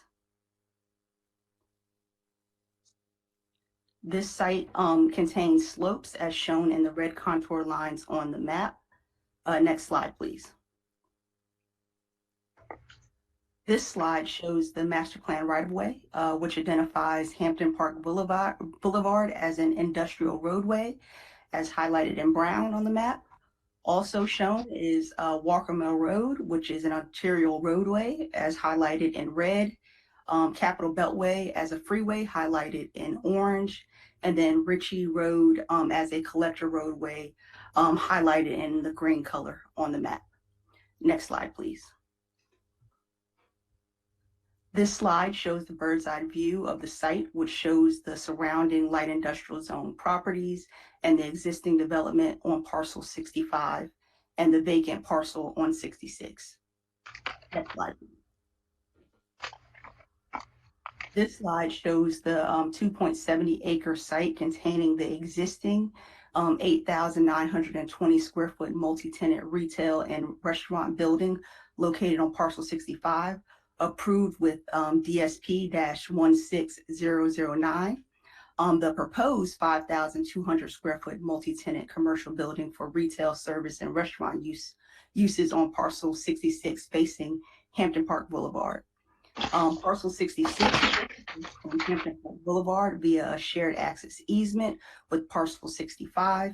The site proposes 33 parking spaces surrounding the building to include a handicap accessible space and 2 U-shaped bike racks. There will be an enclosed dumpster located on the northern corner of the site. A sidewalk and crosswalk provide a connection to the existing Hampton Park Boulevard. A drive-through lane is shown wrapping around the eastern and northern sides of the building. An alternative site plan sheet has been provided showing a drive-through being removed, and on the northern side of the building, an additional parking being added. An alternative plan will be built if the future tenant does not need the drive-through lane. This request is also for a departure of parking and loading standards, DPLS-494, for the reduction of 33 parking spaces and 1 loading space. The development is required to provide 66 spaces and 1 loading space. The applicant has proposed 33 parking spaces and a plan to share the existing loading space on parcel 65, which transportation staff has reviewed and has determined acceptable.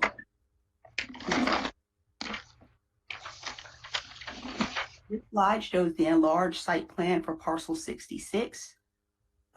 Next slide, please.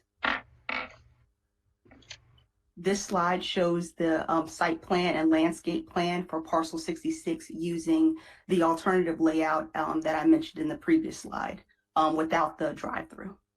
Next slide, please. This slide shows the site details to include sign details, retaining wall details, and then the details for the bike rack. Next slide, please. This slide shows the sign details. The site is proposing freestanding and building mounted signs for future tenants. There will be an existing monument sign located on parcel 65 facing a lake and court. Parcel 66 will include a 15-foot high freestanding sign on the northwestern corner, building mounted signs for all 4 sides of the building, and then a menu board and clearance bar to accompany the drive-through. A sign location plan was provided for parcel 65 and was previously approved, but was not included for parcel 66 with this amendment. And so a condition has been included to require the labeling and the locations of the drive-through signage for both the site and landscape plans. Proposed freestanding and building mounted signs are subject to DSDS-714. The applicant is proposing to increase the building mounted signage from the allowed 160 to 297 square feet to provide additional signage on the entire, additional freestanding sign on the entire property.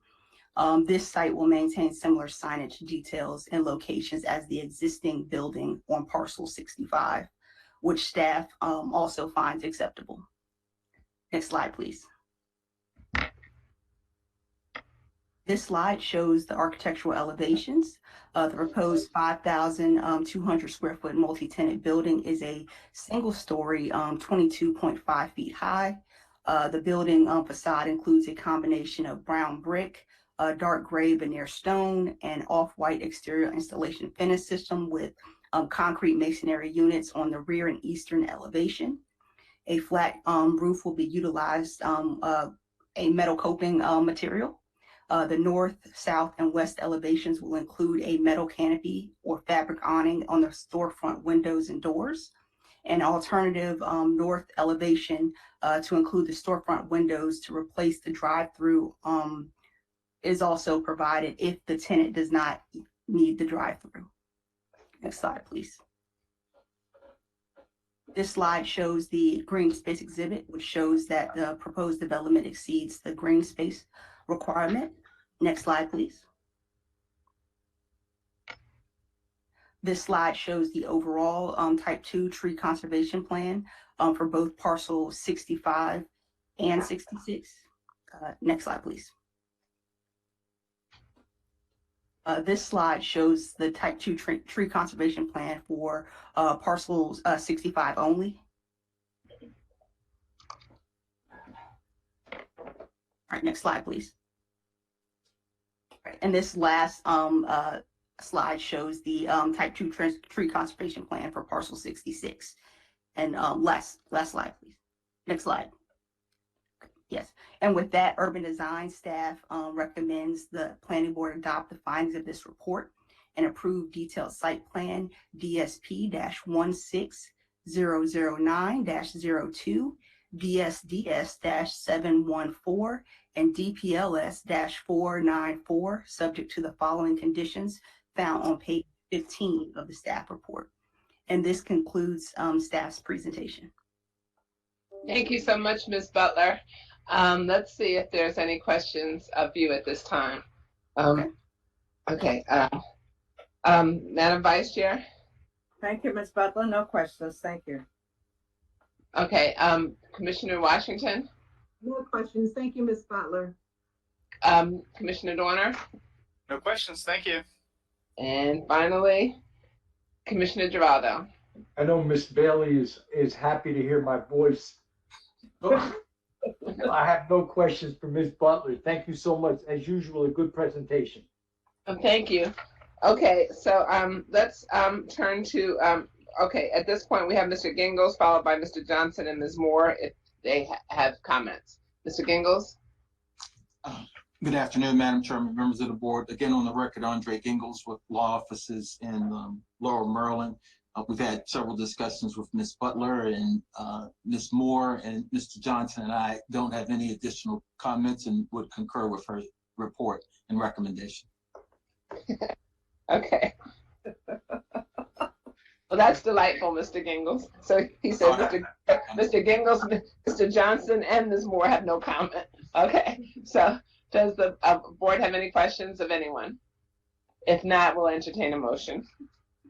Mr. Gingles, I enthusiastically ask my colleagues to adopt the findings of staff and approve DSP-160009-02 and TCP2-128-90-112, along with the associated condition as outlined in staff's report, in addition to approving DSDS-714 and DPLS-494. I jubilantly second it. We have a motion by Commissioner Washington and seconded by Commissioner Geraldo. Madam Vice Chair. Vote aye. Commissioner Washington. Vote aye. Commissioner Dorner. Good eye. And Commissioner Geraldo. Vote aye.